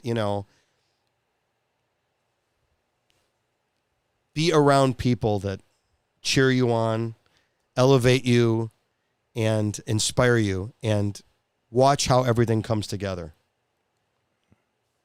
Don't be the smartest person in the room. I have so much respect for people like yourself and others who are proven. They're tried and tested. Like you said, they're doing something right. Yeah. So I want to be in that. I want to be at that table. Yeah. Oh yeah. And that's God puts everybody in your life for a reason. There's a reason why that person's there. 100%. There's a reason why it's either a life lesson or a life step. And don't use them as a step. Let them help you step up. Don't fucking step on them. I hope that's helpful. I don't know if that's what you wanted to hear. But I don't know. No, this is awesome. This is awesome. We're hearing, we're hearing the truth, and that's why you get respected. I nothing against. There's so many different kinds of DJs, right? Gearheads and musicologists, and people are very, very passionate about equipment and style of mixing and scratching. I get it. I get it. Juggling and all this I shit, think right. that in special events, not producing music, not clubs, not festivals, this is a way to add value, to be better, to express excellence. And I love that I'm given that opportunity. And I know that at the end of the day, I drive home from these events going, my impact was felt. Yeah. I know it. Yeah. And I feel really good about that. Yeah. Whether you get acknowledged or not. We brought that subject up. Some DJs need that fucking, hey, how did I do? Or and don't the affirmations speak for themselves. Yeah, thank you very much. And we said that too. You don't need to ask, man. You're gonna see the smiles and you're gonna get the thank yous. You know what I mean? Perfect. And I'm sorry, Sue, I didn't see you on Friday, but yeah, I was in my zone. Thanks to Rampage. Thanks, Rampage. He's on the live stream. Thanks, Rampage. Love you, Rampage. Howard. Thank you for having me. Top Dog. Any last words before we get out of here? No, you're not gonna die. What is it? He said any last words, and I said, no, you're not gonna die. I hope we can do this again, and if you want to do it as a panel or as a group. No. We got to continue this because you are, a plethora of stories that we could keep going on, and I'm just as tired as I was walking into this because I was out in the sun all day. I'm awake, and this is awesome. Again, thank you for being here, and you wanted to. I really wanted to. I want you to talk about that your pin. I wear this. Acknowledging my best friend, who by all measures was a wildly successful person. He was an outdoorsman, a pilot, a very successful family man. But in the 9th inning of his life, he had some demons, and sometimes those demons are brutal. Yeah, he got himself into sort of a mental loop that he couldn't get out of, and without going into all the details. Right. He chose to end his life, and it was a shock to everybody who knew him. When you heard Robin Williams died, you were like, "Oh my gosh!" I was like that. I was devastated. Right? He was so wonderful to so many people. He was beloved. That's how I feel about my friend Andrew. Yeah. And a friend made this pin that was given to us at his celebration of life. It's a beautiful pin. He served in both the Navy and the Air Force. Thank you for your service. Wow. And he was a United pilot. And I've never had anybody. My mom died when I was a kid, but I never had anybody in my peer group. He was one of my closest friends. Pass away, and it still affects me. And it was we grew up together, right? And I can't say enough about how wonderful he was. Having him around was the greatest. So I wear this so it'll come up in conversation. Right. Mm-hmm. I'm not going to use our time now, but you go around the horn once. Live your best life. Yeah. Absolutely. Do more of what makes you happy. Right. God puts you in certain situations. I think that's another good advice. As long as it doesn't hurt anybody else. Do more of what makes you happy. Right. Absolutely. Howard, DJ Top Dog, thank you. Thank you, Howard, bro. This was absolutely phenomenal. Absolutely phenomenal.